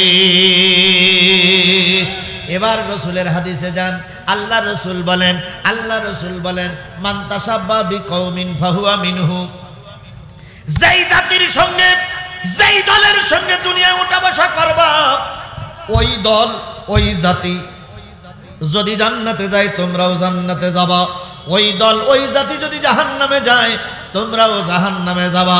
বাংলাদেশে মূলত ৫-৬টা দল আছে নাম করা। ১ নম্বর আওয়ামী লীগ, বিএনপি, জাতীয় পার্টি, জামাত ইসলাম, চরমনাই, হেফাজত, তারপরে কি, তারপরে হলো গোলাপ ফুলের কি বলে, এনসিপি সহ যে কটা দল আছে, ওই দলের যে যে দল করবা সেই দলের সঙ্গে হয় জান্নাত নাই জাহান্নাম। যদি কথা মিথ্যা হয়, আল্লাহ রসুলের হাদিস মিথ্যা। সুতরাং সকলের কাছে বলি, কোন দলটা জান্নাতি দল, কোন দলটা ভালো দল, এটা আমাদের বুঝতে বাকি আছে নাই। তাহলে এবার আমরা ভালো লোকের পক্ষে সাপোর্ট দেবো ইনশা। আরো জোরে বলেন ইনশা। এত কিছু আজ করার পরেও যখন যায়, তখন কি বলে জানেন, যে হুজুর সব তো বললো, তো কারো যে ভোট দেবো তা তো বললো না। একথা বলা লোক আছে না? আচ্ছা আমি ভোট চাবো কেন আর ভোট দিক বলবো কেন? তুমি বোঝো না? যদি আজকের কথা শুনি না বোঝো, তো বিয়ে না করলে বিয়ে করিও না, কারণ তোমার বাচ্চা কাচ্চা হওয়া সম্ভব না। এত কিছু বলার পরে তুমি যখন বুঝতেছ না, তোমার বাচ্চা কাচ্চা হবে না, তোমার জীবনও বাচ্চা কাচ্চা হবে না। আর যারা বিয়ে করেছ তারা যদি না বোঝো, তাহলে বুঝে যাবে তোমার চাইতে বড় পাগল আর নীলমাবাড়িতে একটাও নাই। সুতরাং ভালো কাজ করব কার সন্তুষ্টির জন্য? আরো জোরে বলেন, কার সন্তুষ্টির জন্য? মাওলানা আব্দুল সাত্তার ভাইয়ের জন্য, সন্তুষ্টির জন্য নয়। আমি যা করব কার সন্তুষ্টির জন্য? মনে থাকবে। তাহলে ১ নম্বর আয়াত আমার শেষ। ২ নম্বর আয়াত, এই যে মাঝে মাঝে ২-১ ওঠে, এই যে সাদা জামাটা উঠলো, উনি কি জামাতের আমির না বিএনপি সভাপতি? ভাই আমি আগেই বলেছি, যারা উঠবেন একসঙ্গে উঠবেন। হুটপাট করে ২-১ ওঠা ভালো লক্ষণ না খারাপ লক্ষণ? আমি বেশি দূরে যাবো, আপনাদের টেনশন করা দূরে যাবো তো আমি, আর ওয়াজ করতেছি তো আমি। বাধা আসলে আমার পরে আসবে, দূরে যাবো আমি। আপনারা ভয় পান কেন? একটা জিনিস মনে রাখবেন, যে যতই চোখ গরম দেখাও, দেশ কিন্তু কারোর আমরা এজারা দেইনি বলো। দেশ স্বাধীনের সময় আমাদের জেল খাটা লেগেছে, রক্ত দেওয়া লেগেছে। ওরা এই জন্য আর একবার জেল খাটবো, তবু দেশ কোনো মোনাফেক জালেম ফাসেকের হাতে এজারা দেব না। এবার যখন পরিবেশ এসেছে আমরা কোরআন কায়েম করার জন্য চেষ্টা করব, বাকিটা আল্লাহর হাতে। কথা বলেন, কথা বলেন, কথা বলেন। আল্লাহ জানে একটা বারের জন্য আমাদের দেশটারে কোরআনের দেশ বানিয়ে দেয়। ওয়াজাহিদু ফিল্লাহি হাক্কা জিহাদি। আল্লাহ পাক 2 নম্বর আয়াতে বলতেছে জিহাদের হক আদায় করে জিহাদ করো। জিহাদ মানে হলো চেষ্টা। আবার জিহাদ মানে জিহাদের কথা বললি কিছু লোক দাঁত মুখ সিটকি করে। জিহাদ মানে কিন্তু মারামারি নয়। জিহাদ মানে মারামারি। এই সত্তার ভাই আব্দুল সত্তার ভাই সারাদিন লোকের কাছে ইসলামের দাওয়াত দিয়েছে, ওটা হলো দাওয়াতি জিহাদ। আব্দুল খালেক ভাই এতক্ষণ ওয়াজ করলেন, ওটা হলো ওয়াজের জিহাদ। আপনারা আগামীকাল আমার এই কথাগুলো মানুষের কাছে শোনাবেন, এটাও হলো দাওয়াতি জিহাদ। সামনে শুক্রবারে ইমাম সাহেবরা খুতবা দিয়ে কোরআনের পক্ষে আহ্বান করবে, এটা হলো ইমাম সাহেবের খুতবার জিহাদ। কেউ বা লেখালেখি করতে, সেটা লিখনির জিহাদ। কেউ বা ভোটাভুটি করতে, সেটা ভোটের জিহাদ। কেউ বা কোরআনের মাধ্যমে দাগ দিচ্ছে, এটা কোরআনের জিহাদ। আর সর্বশেষ জিহাদ হলো, যদি সব কিছু দাওয়াত দেওয়ার পরে কন্ট্রোল করা না যায়, তরবারি ধরে ফয়সালা করার নাম হলো শেষ জিহাদ। তবে সেটা কিন্তু একেবারে সবার কি শেষে, আগে নয়। জিহাদের হক আদায় করে জিহাদ করো। এই কারণে আল্লাহ পাক তোমাদের তৈরি করেছেন। আর দিনের ব্যাপারে কোনো বাড়াবাড়ি নেই। আর জেনে রেখো, তোমাদের পিতার নাম আল্লাহ নিজেই রেখেছেন। তোমাদের পিতার নাম আল্লাহ নিজেই রেখেছেন ইব্রাহিম। তাহলে আমাদের পিতার নাম কি? কে রেখেছেন? আরো জোরে বলেন, কে রেখেছেন? এবার বলুন তো, আমাদের আব্বা কয়জন? আমাদের আব্বা কয়জন? না, আমাদের আব্বা হলো 3 জন। কয়জন? প্রথম আব্বার নাম কি? আদি পিতা, তিনি সকল মানব জাতির পিতা। আর একজন পিতার নাম হচ্ছে, তিনি মুসলমানদের পিতা, নাম কি? ইব্রাহিম। আর একজন পিতা যিনি জন্ম দিয়েছেন, তিনি হলো আমার জন্মদাতা পিতা। এই 3 পিতার বেশি অধিক পিতা মানা যাবে না, নিষেধ করেছেন আমার আল্লাহ। এখন তো বাবার অভাব নাই। পীর বাবা, খাজা বাবা, ভণ্ড বাবা, পাগলা বাবা, জাতির বাবা। তাই তো কবি সুন্দর করে গান তুলেছে, বাবা তোমার দরবারে সব পাগলের খেলা, হরেক রকম পাগল দিয়ে সাজাইছো মেলা। বাবা তোমার দরবারে সব পাগলের মেলা। তাহলে বাপ কয়জন? এর বেশি বাপ হওয়া খারাপ না ভালো? ছেলের বয়স 2 বছর, বাপ বাড়ি আসে না, তো মারে বলতেছে, মা সবাই আব্বা বাড়ি আসে, আমার আব্বা কোন জায়গায়? তা বলছে কালকে দেখাবো। তো মা পরের দিন বাজারে গেছে, বাজারে গিয়ে রাস্তার এ পাশে একজন পান বিক্রি করতেছে, ও পাশে একজন পান বিক্রি করতেছে। তা মা বলতে, ওটাও তোর বাপ, এটাও তোর বাপ। তাহলে যদি বাপ রাস্তার ও পাশের ওটাও হয়, আর এ পাশের এটাও হয়, 2 জন যদি বাপ হয়, জন্মটা বৈধ না অবৈধ? এই কথা বলেন, জন্মটা বৈধ না অবৈধ? তাহলে বাপ বেশি হলে যদি জন্ম অবৈধ হয়, 3 বাপের বেশি যারা বাপ মানবে, এরা বাংলাদেশের অবৈধ সন্তান।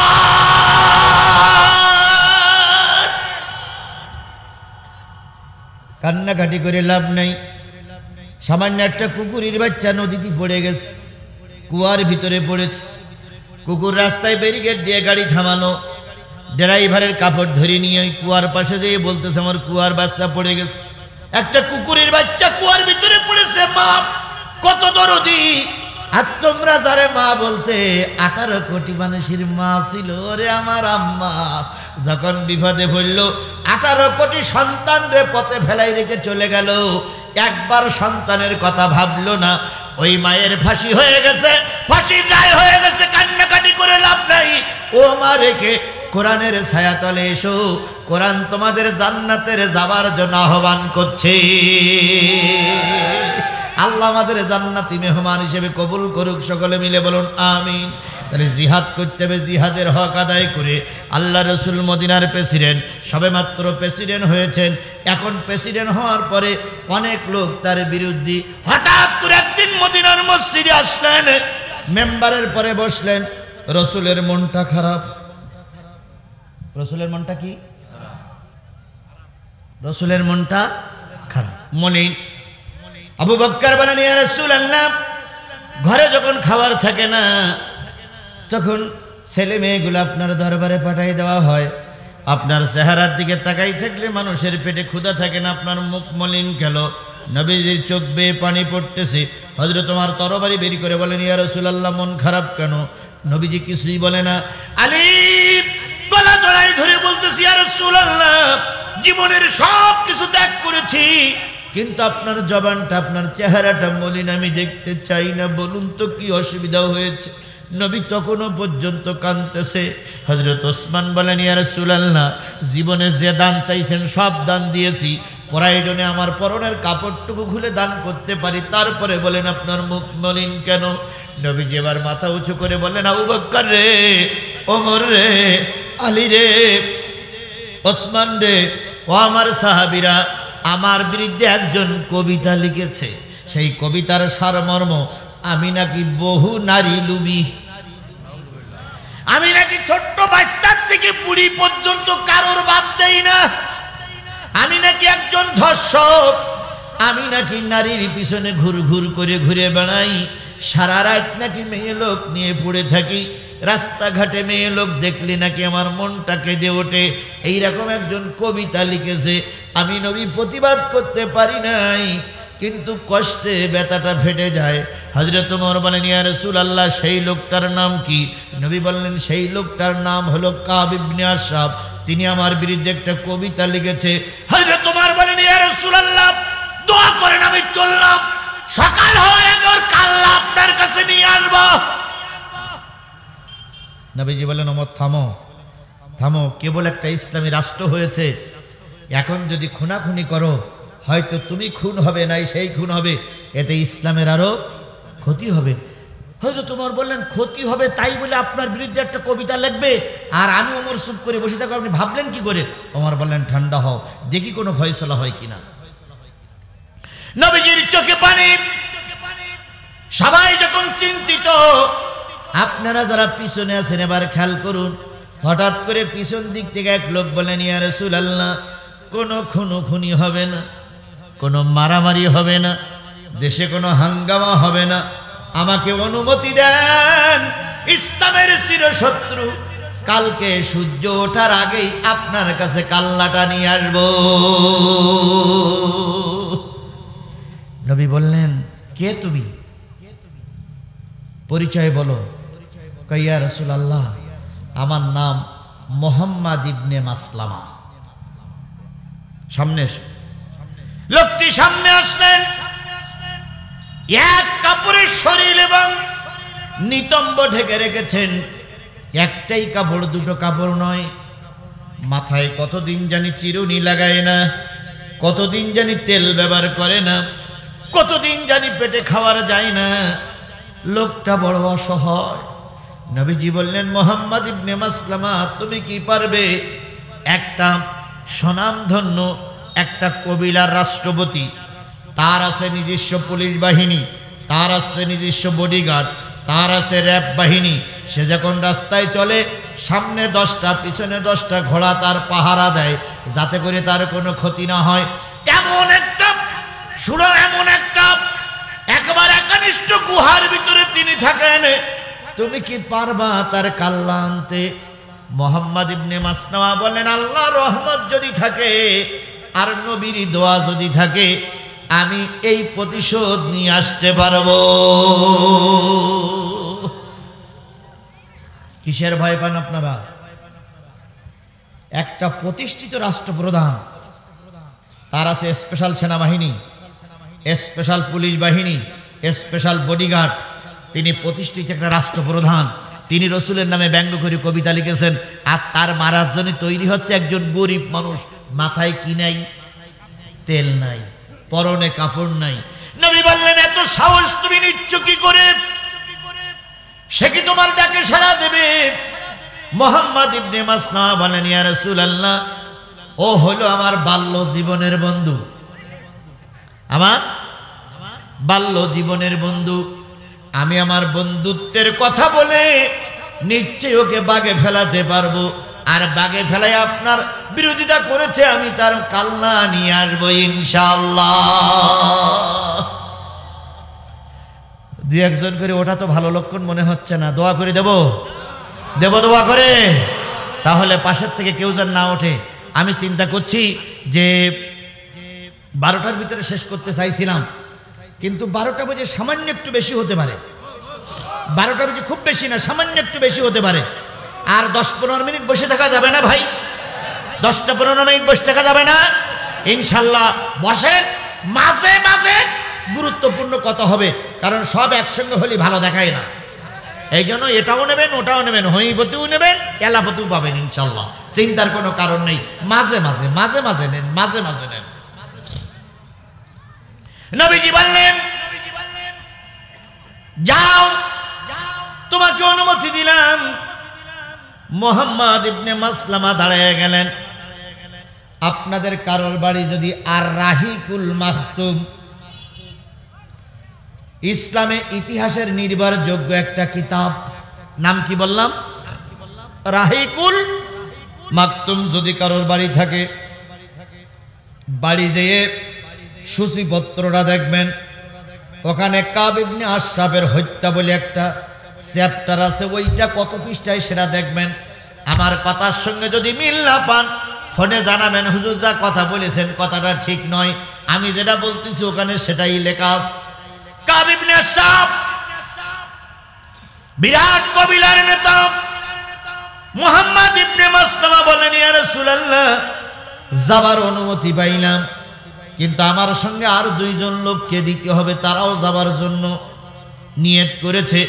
নবী বললেন, যাও, সে 2 জনকে দিলাম। তাহলে লোক হইল কয়জন? প্রতিষ্ঠিত একটা সরকার প্রধান, তার স্পেশাল সব কিছু আছে। সেই প্রতিষ্ঠিত সরকার প্রধানের সঙ্গে মোকাবেলা করতে যাচ্ছে 3 জন গরিব মানুষ, নেই অস্ত্র, নেই জায়গা জমি, ওদের কাছে অনেক কিছু আছে, কিন্তু ওদের একটা জিনিস নেই, ওদের ঈমান। আর আমার কাছে কিচ্ছু নাই, কিন্তু আমার বুক ভরা আছে ঈমান। কথা বলেন ঠিক না ঠিক? ভারত আমাদের বারে বারে ভয় দেখায়, ভারতের ভয় আমরা পাই না, কারণ ভারত তোমার কাছে আছে মারণাস্ত্র, ক্ষেপণাস্ত্র। তুমি ক্ষেপণাস্ত্র মেরে আমার দেশে ক্ষতি করতে পারো, কিন্তু জেনে রেখো আমার দেশে মারণাস্ত্র নাই, কিন্তু আমার দেশের মুসলমানদের আছে বুক ভরা ঈমান। 3 জন লোক ঈমানের বলে বলিয়ান হয়ে রেডি হলেন, দাঁড়িয়ে আছে। নবীজি বললেন, যাও। ইয়া রাসূলুল্লাহ, যুদ্ধ করতে গেলে তো তরবারির প্রয়োজন, তরবারি ছাড়া যুদ্ধ করা যায় না। হযরত ওসমান রাদিয়াল্লাহু তাআলা বলেন, 3 জনের তরবারি আমি দিলাম, এবার আর যাওয়ার কোনো বাধা আছে? ওনারা 3 জন বললেন না। নবীজি বললেন, যাও। আবার দাঁড়িয়ে আছে। কি ব্যাপারে, যাও না কেন? ইয়া রাসূলুল্লাহ, সেটা প্রতিষ্ঠিত সরকার, তার আছে পুলিশ, বডিগার্ড, দেহগার্ড, তারপর গেটে গার্ড, এতগুলো ধাপ পেরিয়ে যাব।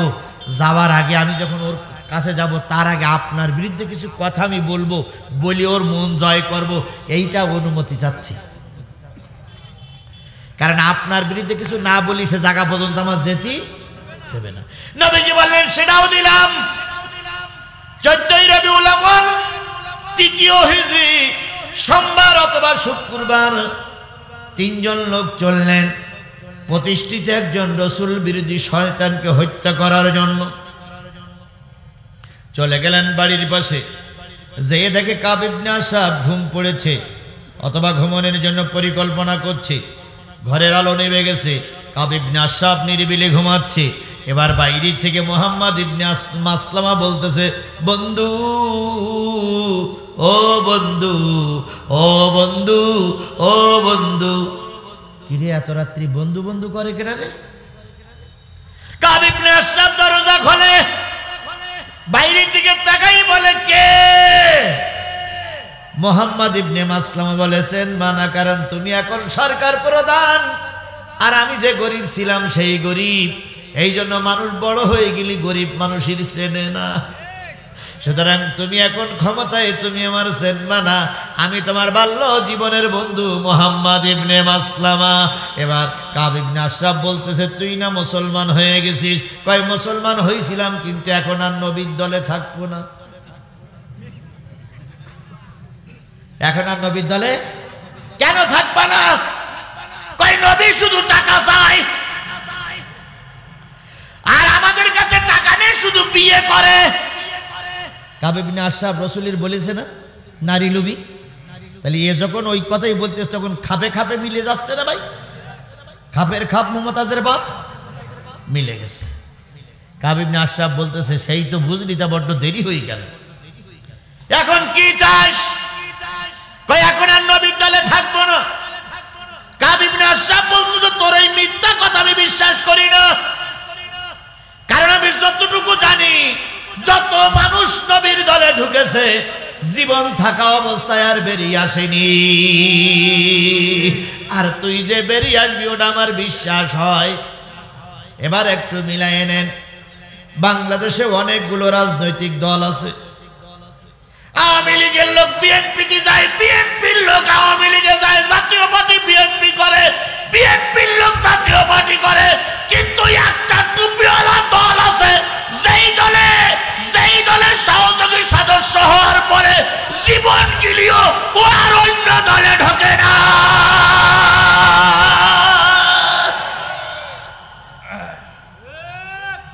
কথা কি বাড়াই বললাম? কথা কি বাড়াই বললাম? সে দলটার নাম এখন বলার দরকার নেই, কারণ বললে আবার আমার বিপদ হতে পারে। তবে এরকম একটা দল আমার দেশে আছে না নাই? আরো জোরে বলেন আছে না নাই? হাজারো লোককে ফাঁসি দেওয়া হয়েছে মিথ্যা মামলায়, লক্ষ মানুষকে জেল খাটানো হয়েছে, কিন্তু দিনে দিনে ওই দলের কর্মী সংখ্যা বেড়ে গেছে। স্বামী করে এক দল, বউ করে আর এক দল। বেটা দিয়ে বলে অমুকির ভোট দেওয়া যাবে না, আর মহিলা খোলে খোলে মহিলাদের সংগঠনে যেয়ে গোপনে গোপনে রোপণ হয়ে গেছে। আর বেটা কয় আরে ভোট দিও না, ওরে ভোট দিও না, চকিদার কয় ফালাইস না, লাফালাফি করিস না, বাড়ি যেয়ে দেখ বেটের তলায় তোর বড়ি ভোট বই আছে, এর নাম ইসলাম। মা বোনের একটা আগাম সংবাদ শোনেন, গোটা বাংলাদেশে নারী পুরুষ ভোটার চাইতে নারী ভোটার বেশি, আর এখন দেখতেছি পুরুষ শ্রোতার চাইতে নারী শ্রোতা বেশি। সব জায়গায় যাই পুরুষের চাইতে নারী বেশি, তার মানে নারীরা এগিয়ে এসেছে। আগামী রাষ্ট্র হবে কোরআনের রাষ্ট্র।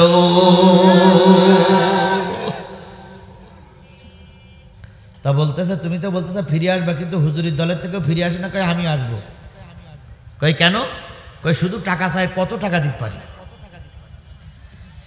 তো বলতেছে তুমি কি মনে করে আসলে? কয় আসছি আমরা তিনজন ভেগে আসছি, রসুলের দলে আর থাকবো না।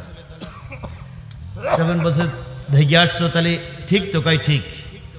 কাব ইবনে আশরাফ বলতে তাহলে তুমি আমার গেটে এসো, আমিও নিচে নামতেছি। কাব ইবনে আশরাফ যখন বিছানা ছেড়ে উঠেছে তখন স্ত্রী বলতেছে কোথায় যাচ্ছ? কয় ওই মোহাম্মদ ইবনে মাসলামা আইছে তিনজন লোক নিয়ে নবীর দলের থেকে আমার দলে। স্ত্রী বলতেছে যেও না, যেও না, আমি স্পষ্ট অন্তর চোখ দিয়ে দেখতেছি ওরা তোমার 3 খণ্ড করবে, আমি আমার নাকে রক্তের গন্ধ পাচ্ছি। তখন মোহাম্মদ ইবনে মাসলামা বলছে ব্যক্তির বাচ্চা, ব্যক্তি চুপ কর, 3 জন লোক আইছে আমার দলে, বলে যেও না। স্ত্রী বলতেছে ভালো কথা শুনলে না, কিন্তু আমি দেখতেছি তুমি লাশ হয়ে ঘরে ফেরবে। কয় সেটা যা হয় হবে, আমি গেলাম। কাব ইবনে আশরাফ চলে আসলো, ময়দানে জিহাদ করার জন্য কয়জন আসছে? আরো জোরে বলেন কয়জন? বিশাল ময়দান, 3 জন গরিব মানুষ আসছে ইসলামের চিরশত্রু ধ্বংস করার জন্য। এই জন্য লোকজন বেশি লাগে না, লোকের মতন লোক 3 জন হইলেই যথেষ্ট। এখন বলতেছে এ করতে দেবা না, সে করতে দেবা না, এ করবা না, সে করবা না, কিন্তু জেনে রেও বাজেট কার কাছে? জোরে বলেন বাজেট কার কাছে? আরেকটু জোরে বলেন বাজেট কার কাছে?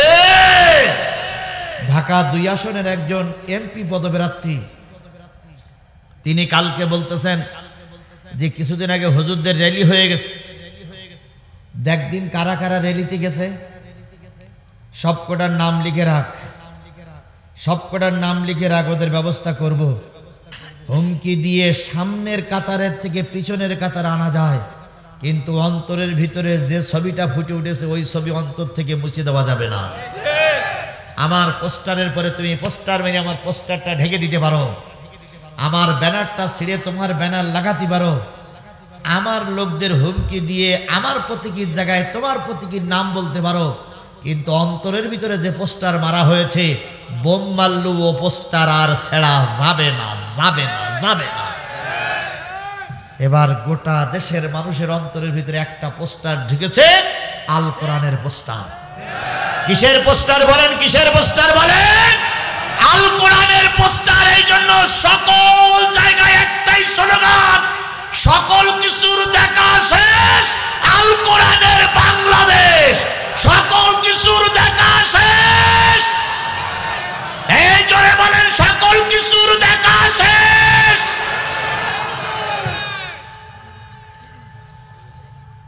কাব ইবনে আশরাফ নেমে আসতেছে, আর মোহাম্মদ ইবনে মাসলামা সহ 3 জন যেয়ে দাঁড়াইয়াছে, নেতার সঙ্গে শর্ত আরোপ করে লেনদেন হবে। কাব ইবনে আশরাফ বলল, বন্ধু 3 জন তো তোমরা সংখ্যায় তোমরা বেশি, তোমরা 1 জন উপরে এসো। কাব ইবনে আশরাফ উপরে, এই মোহাম্মদ ইবনে মাসলামা উপরে গেলেন। যাওয়ার আগে বলে তরবারিটা রেখে এসো, কারণ তরবারি বিপজ্জনক। তরবারি রেখে উনি একা একা গেলেন। যাওয়ার পরে 2 জনের সঙ্গে কথোপকথন হচ্ছে, বন্ধু কি মনে করে আসলে ভালো করে বলো, এই ঘটনা মোহাম্মদের দলে আর আমরা থাকবো না, তাই আপনার কাছে আসছি। কয় আমার কাছে আসতে গেলে তোমরা কি চাঁদা বলে আসছি? 350 150 টাকা চাঁদা দিয়ে ওই জায়গা থেকে নামটা কেটে দিয়ে আসবো। আরও দলে এই যে কথাগুলো বলতেছে, এই কথাগুলো বলবে, রসুলের কাছ থেকে অনুমতি নিয়ে গেছে না যায়নি? আগের তো বলেছেন ইয়া রাসূলুল্লাহ, তার মন জয় করার জন্য আপনার বিরুদ্ধে কিছু কথা বলবে, কথা বলেছে না? কাব ইবনে আশরাফ বলতেছেন 350 150 টাকা নেবা, আমি তো এমনি এমনি টাকা দেই না, আমার একটা লক্ষ্য উদ্দেশ্য আছে। সেটা কি? তুমি যে আমার কাছ থেকে তেলের টাকা নিয়ে আমার পিছনে ঘুরতেছ, তুমি যে আমার বিরিয়ানি খাচ্ছ, তুমি আমার অফিসে বসে চা খাচ্ছ, উদ্দেশ্য আছে। যত টাকা খরচ আমি করতেছি প্রতিটা টাকা আমি কিন্তু লিখে রাখতেছি, যদি পাওয়ারে যাই সব টাকা না তোলা পর্যন্ত 1 টাকাও তোমাদের দেব না। এ কথা বলেন না কেন? তাহলে বোঝা গেল আজকে ভোটের জন্য যে নেতারা কর্মীর পিছনে টাকা ব্যয় করে, ওই টাকা উসুল না হওয়া পর্যন্ত যত সরকারি চাইল আসবে সব নেতার পেটে যাবে।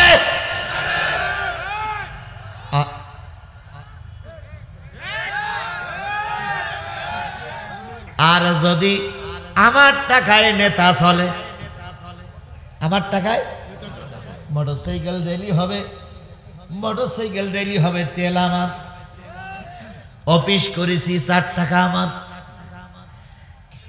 নীলফামারীতে জনসভা হবে, ভ্যান ভাড়া আমার, নেতা আমার এলাকায় আসবে, তেল ভাড়া আমার। তাহলে আমার টাকায় যদি নেতা চলে, ওই নেতা যদি ক্ষমতায় যায়, আমার 1টা টাকা যদি বেরিয়ে খায়, নেতার ভুড়ি ফেরিয়ে টাকা বের করব।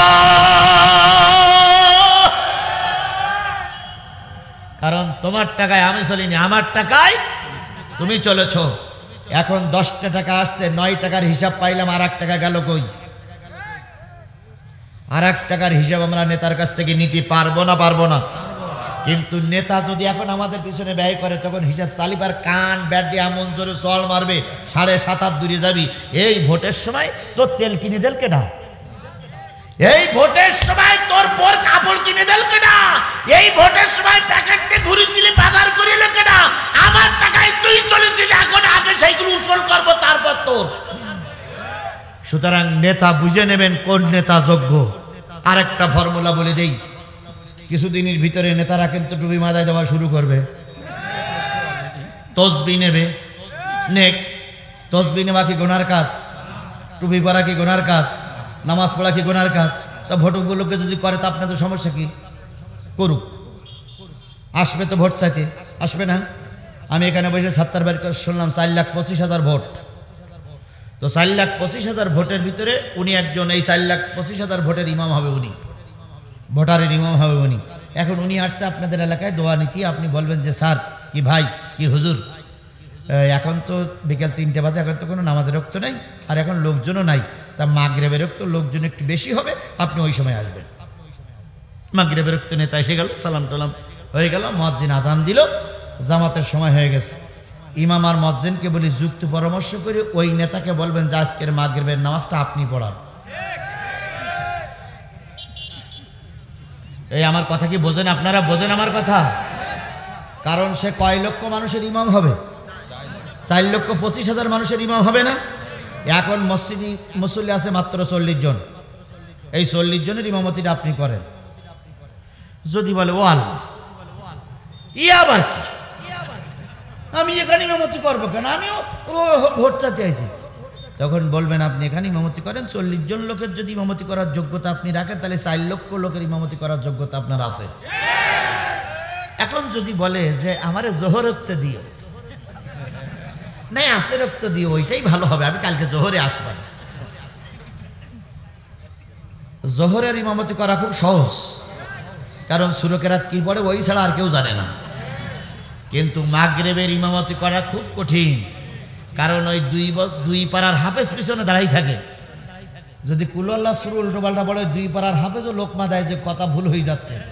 এই জন্য মাগরিবের সালাত আর এশার সালাত আর জুমার নামাজ দিয়ে আগামী 4 লক্ষ মানুষের ইমাম নির্বাচন করার জন্য ইন্টারভিউ নেব।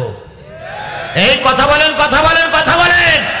যোহর আর আসরের নামাজ দিয়ে ইন্টারভিউ চলবে না, ইন্টারভিউ হবে জুমার সালাত দিয়ে, ইন্টারভিউ হবে এশারের সালাত দিয়ে, ইন্টারভিউ হবে মাগরিবের সালাত দিয়ে। আজকে 40 জন মানুষের ইমামতি করতে পেরেছো, 4 লক্ষ মানুষের ইমাম হওয়া আজকে করতে পারলো না, তালাক, তালাক, তালাক, বায়ান তালাক।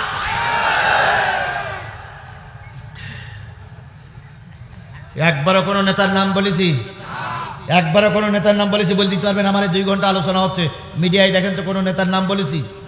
আমার নেতার নাম বলার জন্য এখানে ডেকে আনা হয়নি, আমাকে কোরআন বলার জন্য ডেকে আনা হয়েছে। কথা বলেন, কথা বলেন।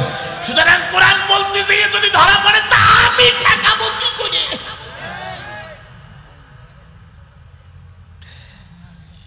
আল্লাহ রাব্বুল আলামিন ওর বলতেছে, এতক্ষণ শুনলে শোনো, এই কিতাবে নাম রেখেছি তোমাদের মুসলমান, আগের কিতাবে নাম রেখেছিল মুসলমান, যাতে করে তোমরা এখনো সাক্ষী হতে পারো, পরবর্তীতে সাক্ষী হতে পারো।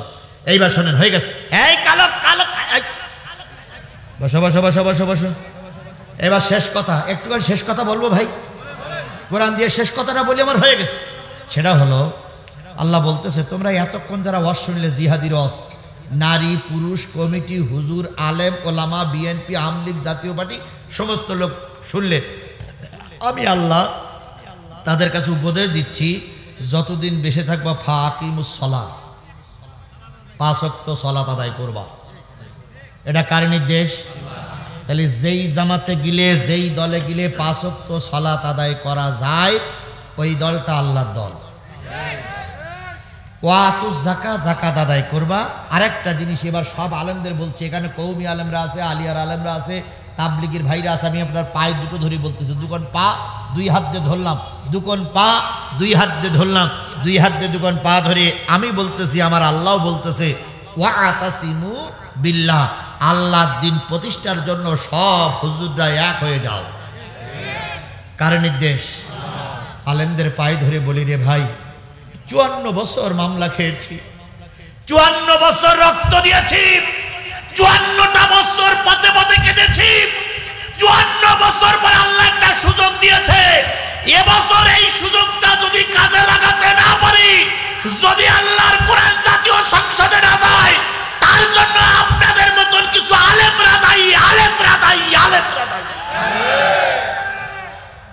এরকম কিছু আলেম আমাদের সমাজে আছে না? ও হুজুর ভাই, তোমার পায়ে পড়ি, তোমার অনেক বক্তব্য আছে, তোমার অনেক অভিযোগ আছে, আসো আমরা কোরআনকে আগে জাতীয় সংসদে পাঠানোর পরে এক জায়গায় বসে আমাদের জিনিসগুলো সমাধান করি। এর আগে যদি ছুটাছুটি করে যায় তাহলে কোরআন যাবে না, যাবে বাতিলপন্থীরা। এর জন্য আপনি দায়ী, আপনি দায়ী, আপনি দায়ী। তিনি তোমাদের মাওলা, তিনি তোমাদের উত্তম মাওলা, তিনি তোমাদের উত্তম সাহায্যকারী। আল্লাহ আমাদের কোরআনের পক্ষে টিকে থাকার তৌফিক দান করুক। আর মাত্র 2 মিনিট লাগবে, বলবো? তাহলে পরে 2-1 উঠতেছে কেন? আপনারা যারা উঠতেছেন আপনাদের বাপ মা কবরে নেই, আপনাদের বাপ মা কবরে নেই, এটা শুধু শুনি। আপনাদের বাপ মার জন্য একটু দোয়া করার প্রয়োজন নাই? তাহলে আপনারা উঠতেছেন কেন? এখন যখন কবরের পাড়ে যাবেন তখন বাপ কবর থেকে বলবে দোয়া হয়েছে না, দোয়ার আগে আসছিস? ফেরেশতারা বলবে দোয়ার আগে। আল্লাহ ওই বাপ মা তখন বলবে আল্লাহ এদের সংসারে গজব দাও, এদের এমন রোগ দাও যেন ছেলেপিলের রোগ বাড়িতে না ছাড়ায়। বাপ মার বদদোয়া নিও না ভাই, দোয়া করে যাও। আমার আলোচনা শেষ। আমার টার্গেট ছিল 12টা পর্যন্ত কথা হলো, 12টা পার হয়ে গেছে। আমরা এখনই দোয়া করবো ইনশাল্লাহ। আমার ভাইরা, মুহাম্মদ ইবনে মাসলামা চলে গেলেন কাব ইবনে আশরাফের কাছে। যেয়ে দেখে মাথায় তেল, দারুণ সুগন্ধি, তেলটাকে নিংড়াই নিলেন। নেওয়ার পরে মাঝপথে এসেছে, নিচের পথে এসেছে, নিচে বসে দাঁড়াই আছে কয়জন? 2 জন। আর 2 জন কথা বলতে বলতে আসছে। নিচে আসার পরে বলতেছে আমি তো কিছুর বিনিময় ছাড়া কিছু দিতে পারি না, এখন আমার বিনিময়ে দিতে হবে কি? কয় আমি তোমাদের 50টা করে টাকা দেবো, বিনিময়ে তোমার বউগুলো আমাদের কাছে, আমার কাছে বন্ধক রাখো। মুহাম্মদ ইবনে মাসলামা বলে তোর বয়সও 80, আমার বয়সও 80, তা 80 বছরের বুড়ি নিতে কি করবি? তো বলে যা করি করবো, বন্দুক খাওয়া লাগবে, কারণ তুমি তো জানো আমার চরিত্রটা এইরকমই। না বউ বন্দুক রাখা যাবে না। তাহলে কি বন্দুক রাখবা? কয় যুবতী মেয়ের বন্দুক রাখো। কয় সেটাও রাখা যাবে না। তাহলে কি করবা? কয় 3 জন 3 কান তরবারি নিয়ে আসছি, তরবারি 3 কান বন্দুক রেখে 50টা করে 150 টাকা দাও, নবীর কাছে সাদাটা দিয়ে নবীর দলের থেকে বেরিয়ে আসি।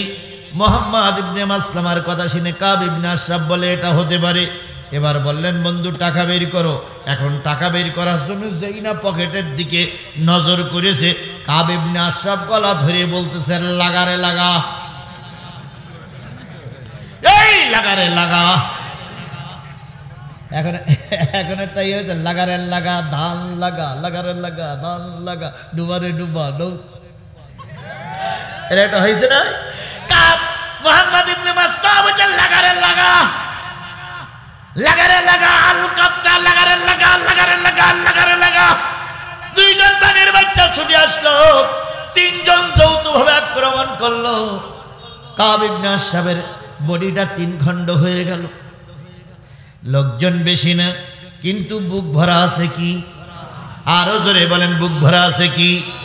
আমাকে এখন পোস্টার ছিঁড়ে ফেলতেছো, ভোট কেন্দ্রে গেলি ঠ্যাং ভেঙে ফেলবা, ভোট কেন্দ্রে গেলি জিব্বা কেটে নেবা, তারপর কেউ মোটরসাইকেল শোভাযাত্রায় গেলি তার বাড়ি ঢুকতে দিবা না। জেনে রেখো তোমার উপরে আর একজন আছে, তিনি কে?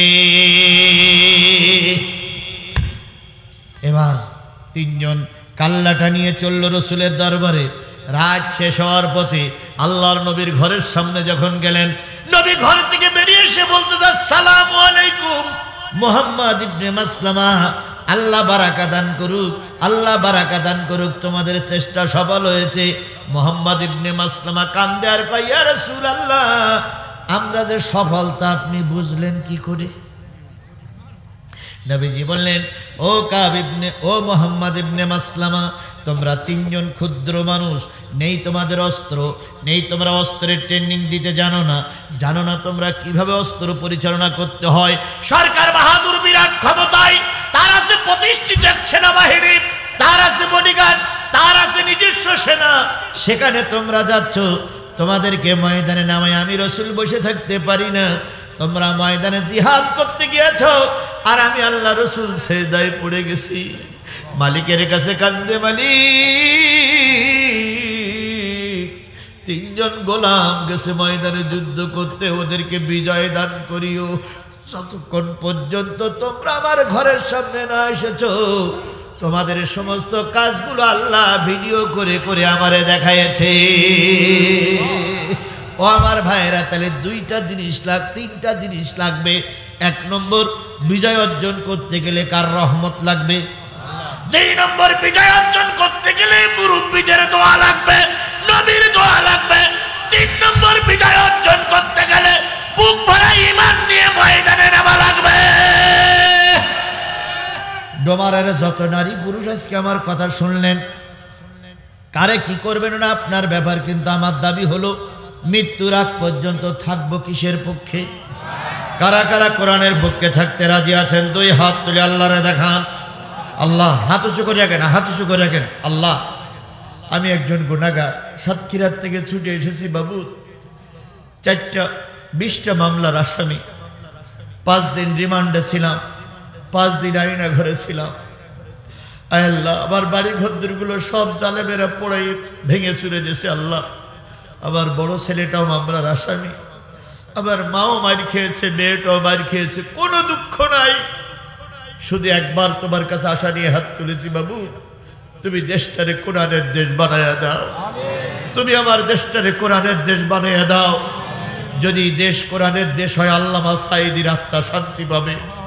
যদি দেশটা কোরআনের দেশ হয়, নিজামী সাহেবের আত্মা শান্তি পাবে। দেশটা যদি কোরআনের দেশ হয়, 57 জন বিডিআরের আত্মা শান্তি পাবে।